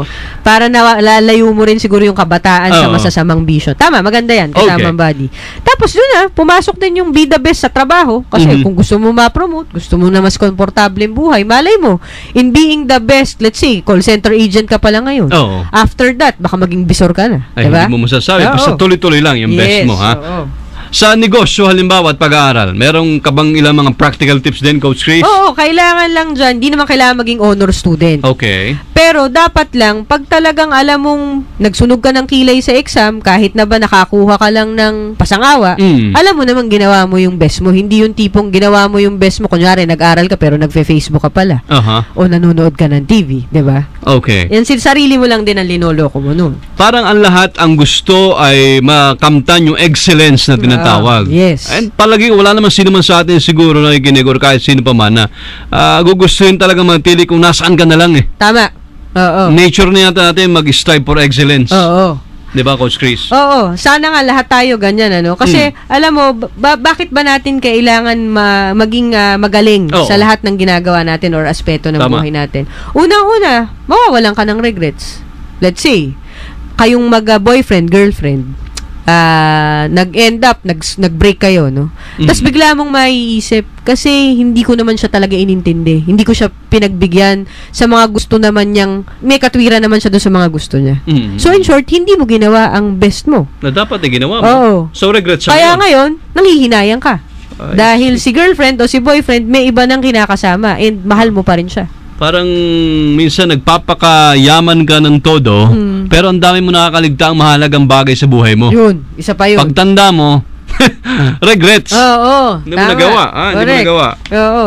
Okay. Another thing is, wala kang sense of fulfillment. O let's say, dahil nga pwede na ang trabaho mo lang, let's say, nanalo ang inyong department sa basketball at ikaw ang point guard, pero ikaw hindi ka masyadong nag-assist. Tama lang. Kasi uminom ka bago kayo nagliga. Tama. Siyempre, pag nanalo kayo, para bang wala masyado kang contribution eh. Parang nakakahiya talagang magbida doon at magtatalon doon. Dahil alam mo, most of the time, naging bangko ka. So, walang sense of fulfillment. Pangatlo, siyempre, pag alam mong ginawa mo ang lahat sa isang bagay, pag natapos mo na, let's say, ang napakahirap na report na pinagawa sa'yo ng boss mo, at natapos mo na, meron ka ring sense of happiness. Dahil, natapos na. At ako yun. Oo. Ayun. So, ito yung mga benepisyo, Coach Chris, ng striving for excellence palagi, ha? Benefits daw ng pagiging the best. Oo. Lagi ko narinig, you're the best. Oo nga eh. So, ano ba ang magandang naidudulot ng pagiging magaling, ano? Oo. Kung magaling ka na magulang, in a way, ano yan eh, parang contribution mo yan sa mga anak mo. Dahil kung napalaki mo silang maayos, asahan mo most likely 90% maayos din magiging ang buhay ng mga anak mo. Okay. Tapos, ang isa pang benepisyo niyan, syempre, yun na nga, meron kang self-satisfaction. Dahil alam mong ginawa mo ang lahat, let's say, ginawa mo ang lahat sa negosyo mo. So, pag nag-harvest ka na ng rewards ng negosyo mo, nandun yung para bang, I deserve it. Kasi ginawa ko naman ang lahat para lumago ang aking mini sari-sari store to a full-blown sari-sari store with karinderya. Kita mo na on the side, ha? Yes, oo. Iba ang feeling pag meron kang ganung satisfaction, eh. Oo. Walang emptiness sa sarili mo. Tama. Okay. And lastly, ang pagiging magaling sa isang aspeto or lahat ng aspeto ng buhay mo, yan ang magli-lead sa'yo para mas lalong umunlad ang buhay mo. For instance, ikaw ay isang college student ngayon at talagang nagsunog ka ng kilay mo. Asahan mo, dahil magaganda grades mo, maaaring pag-agaw-agawan ka ng mga management programs ng iba-ibang kumpanya. Pag-graduate mo? Oo, di ba? Alright. So, yan ang mga benefits na kailangan palagi natin tandaan, wag na tayong makontento sa pwede na. Ayan. Sakto yung nabanggit mo, Coach Chris, may kaugnayan sa edukasyon at pag-aaral sapagkat yung ating listener ay mukhang isang magulang eh. Okay. Ang sabi niya, ang anak ko po ay matalino pero kontento na siya basta pumasa na lamang. Paano ko po siya ma-convince na mas ibigay pa niya yung best niya sa pag-aaral? Magandang tanong yan kasi yan ang magpapatatag ng future ng anak mo, no, yung pag-aaral. Ang mahirap lang dyan, kung bata pa talaga, yung mga tipong grade 1, grade 2, mahirap kasing i-explain sa kanila na ang sandata nila sa magandang future ay pag-aaral. Pero siguro, kahit na musmus pa yan, kung paliliwanagan mo naman na ito ang magbibigay sa'yo, na kung ang ambisyon mo maging doktor, pag nag-aral ka ng mabuti, definitely mas makakapasok ka sa isang magandang kolehiyo. Kahit musmus naman yan, pwede na siguro natin kausapin yan at a very mature way. Ano? Pero kung kolehiyo na yan, mas madali nang kausapin. Mas practical na yan. Oo, kasi ang motivation mo lang dyan, gusto mo ng bagong iPad. Paano ka magkakaroon ng bagong iPad? Aral ka mabuti. Aral ka na mabuti. At the same time, para masunod ang luho mo sa buhay, gusto mo magkaroon ng magandang trabaho, pag-aaral ang sandata mo. Ayan. Para makamit mo yan. Okay, muli mga kasama, ating pong practical coach, si Coach Kristan. Okay, for this episode, I would like the listeners to have this piece of advice. The greatest thing about being the best is not being number one.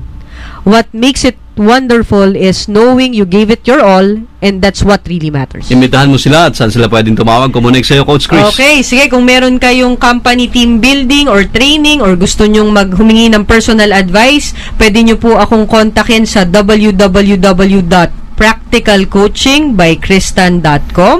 Pwede nyo rin po akong i-email sa info@practicalcoachingbycristan.com at practicalcoachingbycristan@yahoo.com. Pwede nyo rin po akong tawagan sa landline 404-5885 at sa aking cellphone po 0918-945-0735. And lastly, para po dun sa mga social media fanatics natin, pwede nyo po akong i-like sa Facebook. Just search on the search button Practical Coaching by Kristan, or pwede nyo rin po akong i-follow sa Twitter at Coach Kristan. And lastly, pwede nyo po akong i-follow sa Instagram Practical Coaching by Kristan. Para po sa ating mga tagapakinig, ang akin pong Chris is spelled C-R-I-S. Maraming salamat po, and as I would always say, dream big, work passionately, and pray hard. I like it. Thank you very much, Coach Chris. Salamat po. Practical Living with Coach Chris Tan. Good morning! Barioreas at Elga Joy Garcia. Good morning, Metro Manila!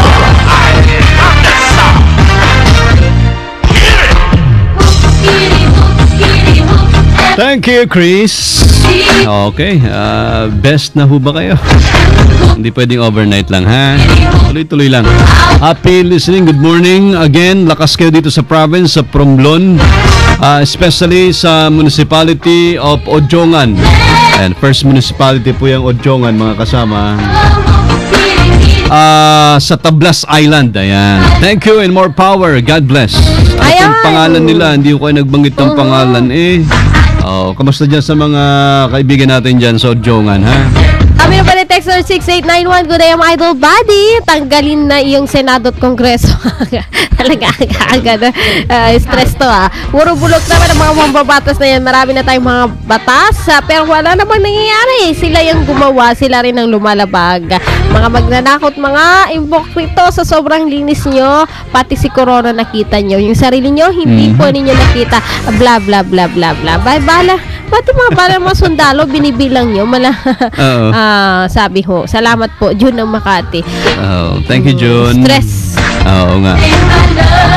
Isa pa, DCXL 558 kHz Manila, Tatak RMN, good morning. Wow! And kompleto, ha? To all pasado na ho kayo sa exam, kompleto ang sagot nyo. To all the staff, regards and happy listening to all the people of Odjongan, Tablas Island, Romblon. Okay, kanina may nag-text din. Siya rin pala yun. Ano pong name nila ha? Pakihabol po ang pangalan nyo kung po pwede. And happy listening sa mga taga-Ojongan ulit ha? Sa Poktoy Pierre, kamusta ba dyan ha? Good day po. Saan mabibili ang lead detection at magkano po? Paki-ask po kay Sir Tony. Thanks po. Yun. Hindi yata niya nabanggit kung saan Basta halos 1 million. 1 million. Almost 1 million. Yung spectrometer? Yung tinatanong niya? Yan nga yan. Yung pang-x-ray. Pang-x-ray. Oo, nang bibilhin yung mga laruan para malaman kung may cadmium, mercury, or lead. Good day po. Saan mabibili yung lead detection at magkano po? Ayun nga yun. Parehas lang pala. Yung Ligo. Ligo. Teka mo, ba't naging sardinas? Lego ba ito? Yung pinagpapatong-patong. Ayun. Safe daw ba yan sa bata? Iba-iba din kasi ang kulay nun, di ba? Taga-Tarlac po kami. Si Ma'am Martina, yung nag-text sa atin, ha? Hindi ko masabi ng personal kung safe. Kasi nga, wala tayo nung 1 million worth na spectrometer. Sabi naman ni Texter 543, hello at hi to Precious Lay Paharilyaga. Nandiyan natin yung thanks from check to tayo dyan. Ayan. Thank you po sa inyo ha. Sa Geraldinho. Nabesi ha. Thank you. DZXL. Good morning, Metro Manila. DZXL Sunday Issue. May bagong issue tayong pag-uusapan sa huling kalahating oras po ng programa. Good morning, Metro Manila, kasama Joy. May kaugnayan nito sa usapin ho sa pagbibigay ho ng impormasyon na tulong sa ating hong kinaukulan, partikular sa PDEA. Ito yung tinatawag na private eye. Ba? Magandang yan ha. Sa tunog pa lang niya, mukhang talagang lihim, subalit maaaring maging bahagi ang publiko. Ayan, tama. Yung bang, ano bang Tagalog ng private eye? Pribadong mata. Pero maganda. Parang mission impossible ang dating. Pero possible naman yung mission. Ayan. At syempre, sa pamagitan nun yan, para mas maintindihan ho natin, nasa linya ho natin, si PDEA spokesman, Sir Derek Carion. Good morning, sir. Salamat ho sa inyong pagpapaunlak. Though, alam ho namin Sunday ngayon at ito'y oras ng pamahinga. Oo nga. Yes, ma'am. Good morning po. Good morning din sa mga tagapakinig po natin. Kasama ho natin si Buddy Vera, si Joy po ito. Yes, sir. Good morning, sir. Good morning, sir. No good morning po sa inyo lahat. At sa mga tagapakinig po natin. Good morning. Pinag-uusapan nga ho itong private eye. Marami yung nagsasabi, paano ba makakatulong sa PDEA? Paano nga ba masusugpo ang droga dito sa ating bansa? Itong private eye, paano po ito, Sir Derek? Yes, so the Operation Private Eye is a rewards-based project na kung saan po ay depende po doon sa accomplishment na ibibigay nila. Kung mag-positive po yun, yung batay sa impormasyon na binigay ng mga kababayan natin, ay may kaukulang pabuya po yan in terms of cash. And it's based on the concept na para pumasok po yung bulk supply ng mga illegal na droga na pinaparating po sa ating bansa. Oo. So, ano ho yung unang-una ho, sir, no? Bakit ho ninyo naisip na kailangan ho ng ganitong mga strategy para kahit papaano masugpo yung illegal na droga dito sa ating bansa? Yes, ma'am. Matagal na po na-conceptualize ito kasabay halos ng pagbuo po or pag-activate ng Philippine Drug Enforcement Agency noong 2002. Together, of course, with the Dangerous Drugs Board. Nung na-enact po yung Republic Act 9165 or the Comprehensive Dangerous Drugs Act of 2002. Minabuti po nila magkaroon ng proyekto kung saan mahikayat po ang ating mga kababayan na tulungan po ang mga otoridad sa pamamagitan ng pagbibigay po ng impormasyon upang matukoy po yun, lalo na yung mga pinakamahalaga po rito kasi ay yung mga pagawaan o yung clandestine laboratory kung saan ginagawa ang methamphetamine hydrochloride or shabu. Gayon din po ang mga imbakan ng mga chemical o sangkap or chemical warehouses. At meron din po yung in regard to marijuana plantations, which are the main sources po ng top 2 drugs of choice dito sa Pilipinas. We're talking about methamphetamine hydrochloride or shabu, and of course the second being marijuana po. Ayun. So, para sa mga tagapakinig natin, dako ho tayo dito sa sino po ba ang pwede na magsumbong o tumulong maging private eye. O kaya informante ka. Oo. Yes, sir. Batay po doon sa implementing rules or implementing guidelines po ng Operation Private Eye by virtue of Dangerous Drugs Board resolution. Kung po yan anybody, and it can be even kayo po mga kasama natin sa media, maaari po kayo magbigay sa amin. Of course, in confidence, mag-fill out po kasi sila ng form doon sa Private Eye Secretariat, which is in our Intelligence and Investigation Service doon po sa PDEA National Office dito sa Quezon City. And mag-a-assign po yung Secretariat ng pinaka control number or code ng informant para hindi po matukoy basta-basta ang kanyang identity. The identity of the informant po ay talagang it is kept in utmost confidentiality. Nakakaalam lang po yan ay yung Secretariat mismo. And of course, kapag nag-positive po kasi yan, na-process yung information at naibigay sa operating units po natin or sa line units, and na-neutralize po yung target, and it could be anyone from or any of the previously mentioned na sinabi ko po na clandestine laboratory or chemical warehouse or marijuana plantation po or wanted drug personalities na lalo na po yung mga yun nabanggit natin, yung nagpapakalat po ng illegal na droga rito ng mga miyembro ng sindikato ay dyan po may parameters kasi sir na pinagbabatayan kung magkano yung reward ng isang tao, yung matatanggap na reward ng isang informante. Boss Derek, Yes, sir. ang isa sa twist dito at maganda rin naman sapagkat may note kayo nakalagay dito na kahit mga miyembro, kakutsaba o sabihin nating insider na mga drug syndicates, tama po ba yung pagkakaunawa namin? Pwedeng maging kabahagi at maging informante para sa Operation Private Eye? Siguro po we're pertaining particularly to those of kasi meron siguro yan sir they anchor dito I'm not really a subject matter expert on the full details of the project sir, but on the basic knowledge that we have been oriented in regard to the project, ano po yan naka-angla yan doon sa provision ng Republic Act 9165 where certain members of such organizations, such drug trafficking organizations of least culpability can qualify as witnesses against their fellows or against their comrades. So, halos ganun din po. Ang sa atin naman po, ang hinihikayat natin dyan, lalo na, kadalasan po kasi dyan ang mga nagbibigay sa atin ng informasyon, not necessarily linked, pero proximate po nila, yung nakakakita. Pinakamalapit. Na suspicious po ang gagawain sa kanilang mga neighborhood. Kunwari, yung pong nababanggit natin na kapag napapansin nila na isang lugar ay kapag umaga, halos tulog yung establishment, ngunit paggabi, biglang buhay na buhay, iba't ibang personalidad na pumapasok, iba-ibang sasakyan, may mga closed container vans or container vehicles, mga ganun po. Opo. So, pwede silang mag-participate, pwede rin silang tumanggap ng reward money, and eventually, ang binabanggit kasi is papasok din sila ang possibility na mapabilang bilang isang state witness at mapasama sa Department of Justice sa Witness Protection and Benefit Program. Opo, yun po yung subject to the parameters of not only yung private eye but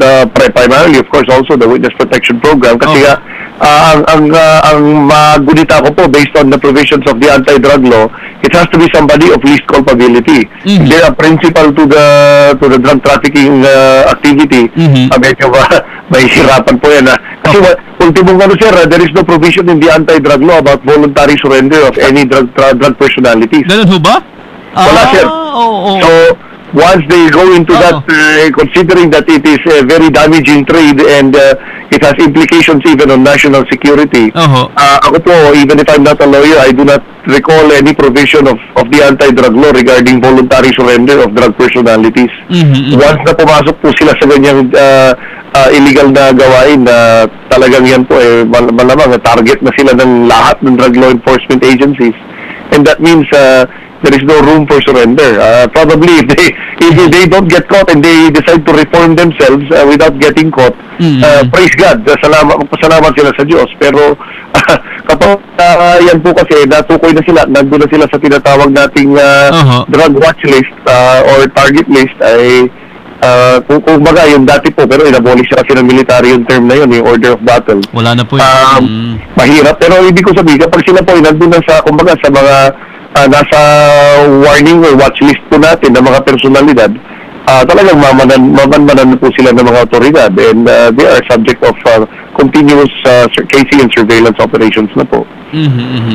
Okay, Boss Derek, yung ano kasi, saan po ibinase bali ng PIDEA itong, kung may napagbasehang template or what sa ibang bansa siguro, or kung saan pa man, yung Operation Private Eye, para more or less mas ma-fine-tune, mas maging effective para sa objectives na once and for all, mabawasan, kung hindi man totally ma-eradicate ang problema ng drugs sa Pilipinas o sindikato nila? Yes, sir.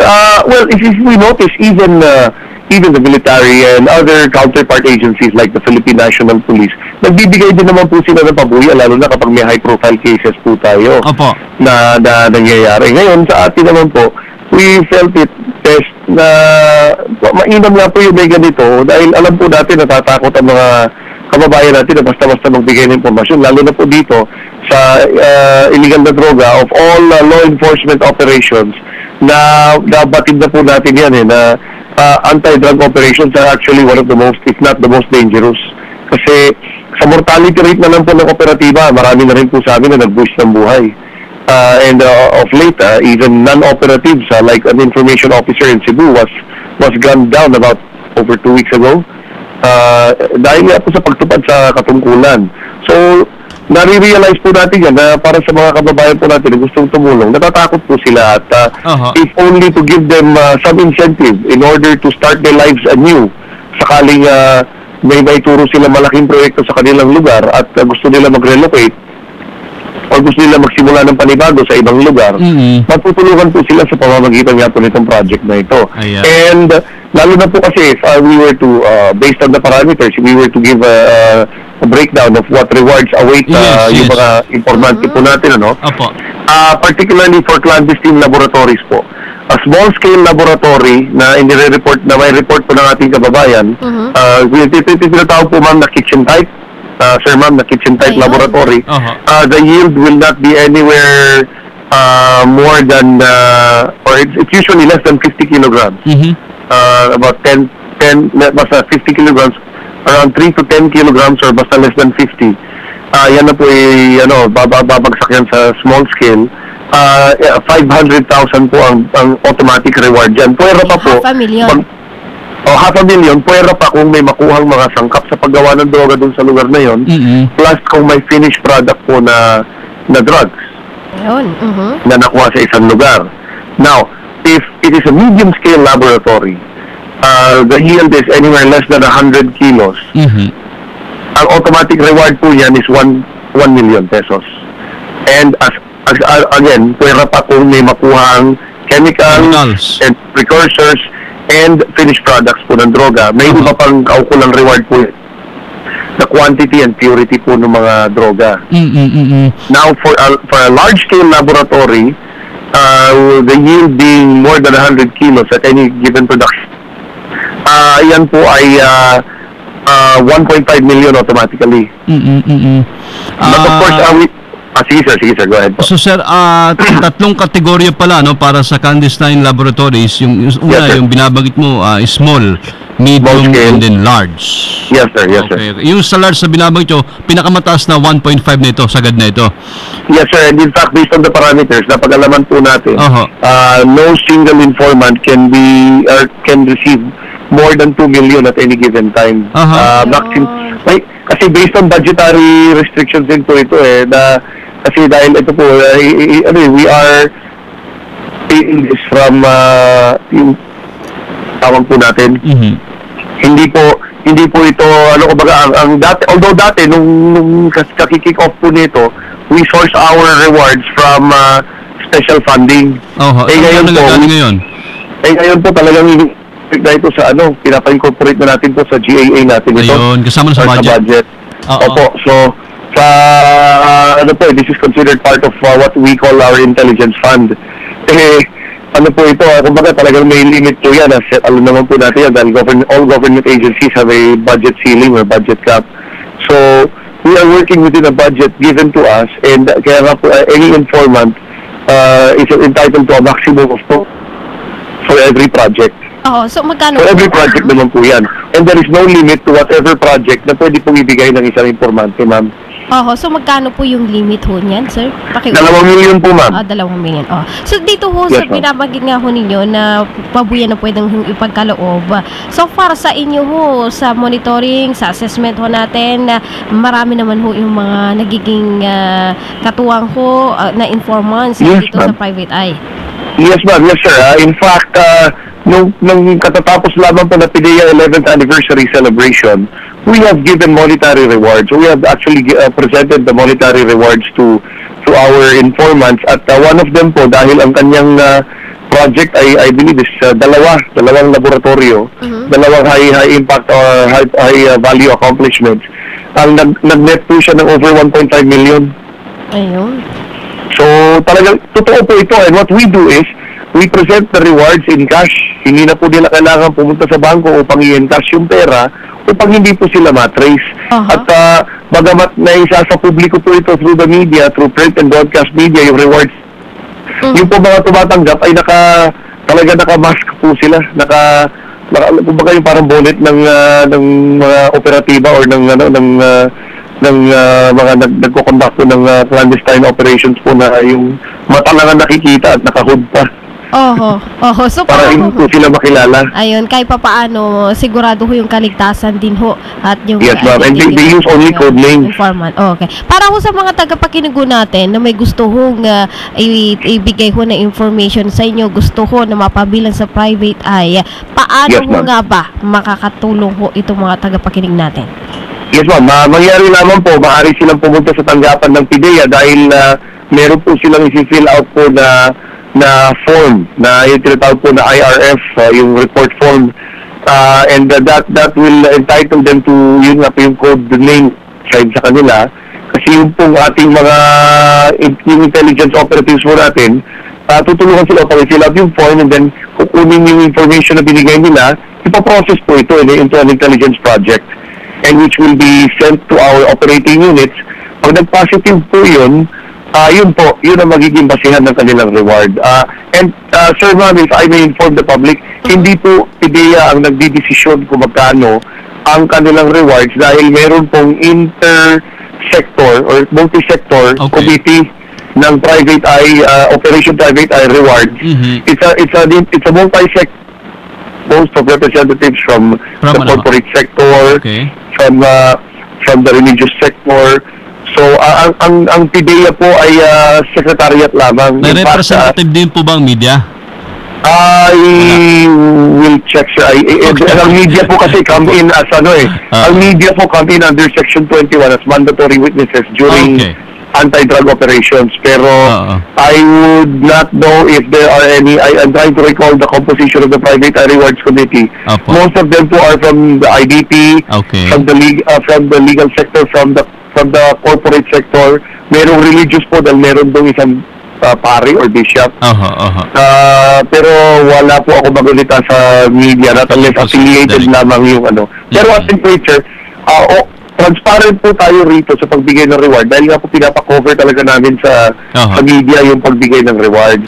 And it is also part of our way of kumbaga hikayatin din, hindi lang yung mga kababayan, pati yung mga kaibigan po natin sa media dahil pwede mo kayo yun nga lang, syempre there is a security implication, so that's why code name lang ang binibigay po natin dun sa informasyon. Basta makatutulong po ito na mabawasan hanggang totally mawala ang problema ng droga sa Pilipinas, wala akong problema. At Sir Derek, muli ang inyo pong parting words or contact details kung saan pwedeng yung makikinig sa atin na interesado, maaaring maging kabahagi ng Operation Private Eye.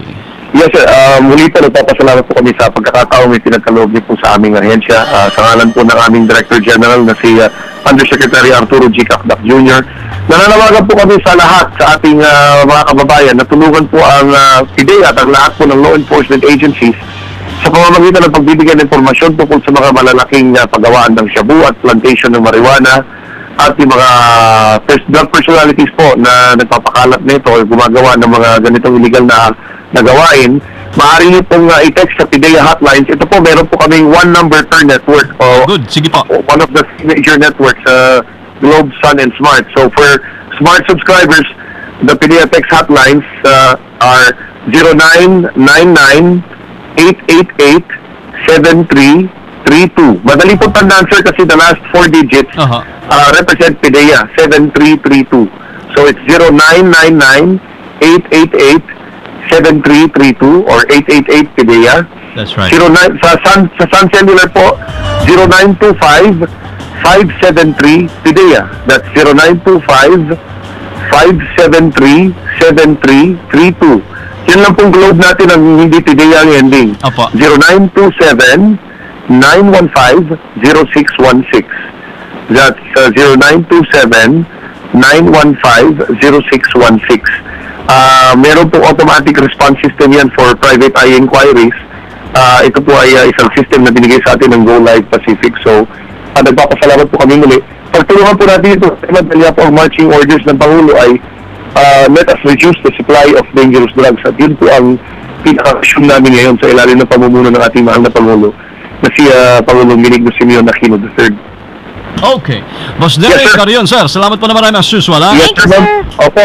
Thank you, ma'am. Thank you, sir. At mabuhay po kayong lahat. At maraming salamat po sa inyong suporta sa ating anti-drug campaign. God bless po sa inyo. Good morning, sir. Si PIDEA spokesman si Derek Carion, mga kasama. Good morning! Operation Private Eye. Sali ka na, Pards. Ang code mo, anong code name mo? Okay, sabihin baka naman. Okay.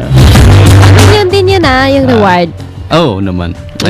Kung kayo may napapansin sa inyong kapitbahay o malapit sa inyong lugar na tila baga parang lihim na may operasyon na di mo maintindihan at may paliwanag, parang may naamoy-amoy ka na minsan na hindi mo rin maintindihan kung ano pa man yan, maging mapagmasid, ha?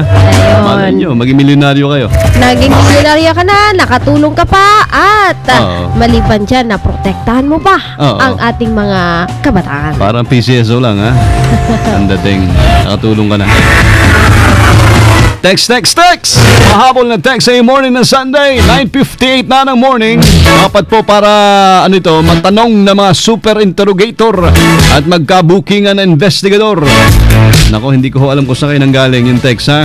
Sabi naman ni text sa 155. Have a blessed Sunday morning to everyone. Merienda time na po. Merienda time. Ano ba masarap na merienda? It's me, Erwin Leanio Napoles. Male, 26 years old. Benito Saligen. Spicy heart. Kompleto, Kompleto? Masarap na kanyan. Masarap mag-bake ng cake. Oo. Sir and ma'am, just a simple motto. Golden rule, dyan na po lahat. Thanks from Linda. Linda, thank you. Salamat po. Good morning. Regards and happy listening to all the people of Barangay Anahaw, Ojongan, Tabla Island, Romblon. Ayan. Ba? Fabion family. Thank you, more power. God bless. Juvi Fabion Fabon alias JMF. Tatak RML sa Romblon. Yung pala si Juve yung nag-text sa atin kanina, ha? Kamusta po sa 25 ninyong barangay dyan?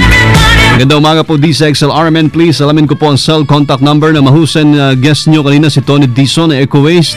Maraming salamat po, RMN. Si Boots Tumandaw ng Muntinlupa. Po-forward po namin mamaya after the program.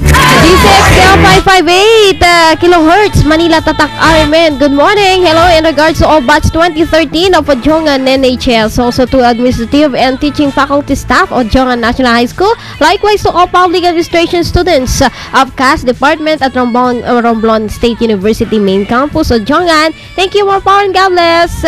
Si Juby ulit. Thank you, Juby. Meron pa dito, pakibati po sa aking mahal na asawa na naglalaba ngayon, si Malu. Naks naman. Ang sweet talaga. Tulungan mo, si Malu Malipol ng San Felix, Santo Tomas, Batangas. Palagi po kami nakikinig sa programa ninyo. Ang nagpapabati po ay mahal niya asawa, si JJ. Ayan, sikat na sikat ka na dito, Joy Garcia. Kala ko ba na sikat dyan? Gusto ko yan. Hello, my valued shareholder. This Jeria Adyong greeting you through Buddy and Joy sa program. Sabi ko, see you Monday after lunch daw. Buddy, miss ka na namin dito sa PUP. Miss Malu and Bing. Ayo. Si Miss Malu and Bing. Thank you, Tita Bing. Kamusta sa inyo dyan and good morning, ha? Good morning. Greet ko nga po ang pinakamamahal ko sa buong mundo. Wala iba kundi si Lito Labwayan. Dyan sa Mindanao na nagkakasakit daw dahil hindi niya ako makausap. Hehe. Good morning! Jeje mo. Oh, iba pala yan. Morning Manila, musta na? Miss Wari, ano to? Babahay pa ba? Sana... kung buhay pa daw ba? Kaya talaga, oo. Ayusin kasi si Tupar. Good morning. Tupar, thank you. Good morning. Panghuling mga text natin today. 10:01 na pala. Mga idol, greet ko lamang po anak ng friend ko na si Dandy. Malapit nang magdiwan ng kanyang birthday ngayon. Uy, advance happy birthday sa aking mama Delia Bucala Garcia at sa aking kapatid October 5 GB Garcia. Akalain mo partner, pareho sila ng date na pinanganak pareho pang oras. Kaya magkasundo sila. Magkasundo sa halos lahat ng bagay, magkasundong magkaaway. Ayan. So si Fe ng Sampaloc, Manila ay nangungusta rin sa mga taga-Tagig. Thank you. Happy birthday today kay paring Reyes Spina. And syempre kay kasamang Amy Reyes. Birthday today. Bless you more. And huwag kalimutang manood ng Carrie, ang play na Atlantic Productions. Yan. Para may pagkakataon kayo manood, tumawag sa 892-7078. Mayoneras at Elga Joy Garcia. Good morning, Metro Manila. Paano? Puyat na ho ba kayo? Tuloy nyo na. Ang pagtulog, ha? Mag-church muna ho kayo. Huwag mo niyo kalilimutan, Sunday ho ngayon, Family Day, at ito yung araw ho na ating bibigyan sa ating Panginoon. Happy Sunday, everyone! Amen! Thank you, Joy! Paalam na ho. Isa magandang Sunday, everyone! Yung kasama, Dita ng Apo Cagayan, tiyan ho ang kalagay. Joy Garcia! Thank you, Joy! From the province of Occidental Mindoro, home of the Tamaraw, ako si Buddy Oberas, mabuhay. Good morning, Metro Manila! Good morning, Metro Manila! Sumainyo ang Good Morning Metro Manila. Maagang saya, maagang biyaya. Good morning Metro Manila. Hanggang sa susunod na linggo mga kasama, dito lamang sa bagong DZXL 558. That portion was brought to you by Emperador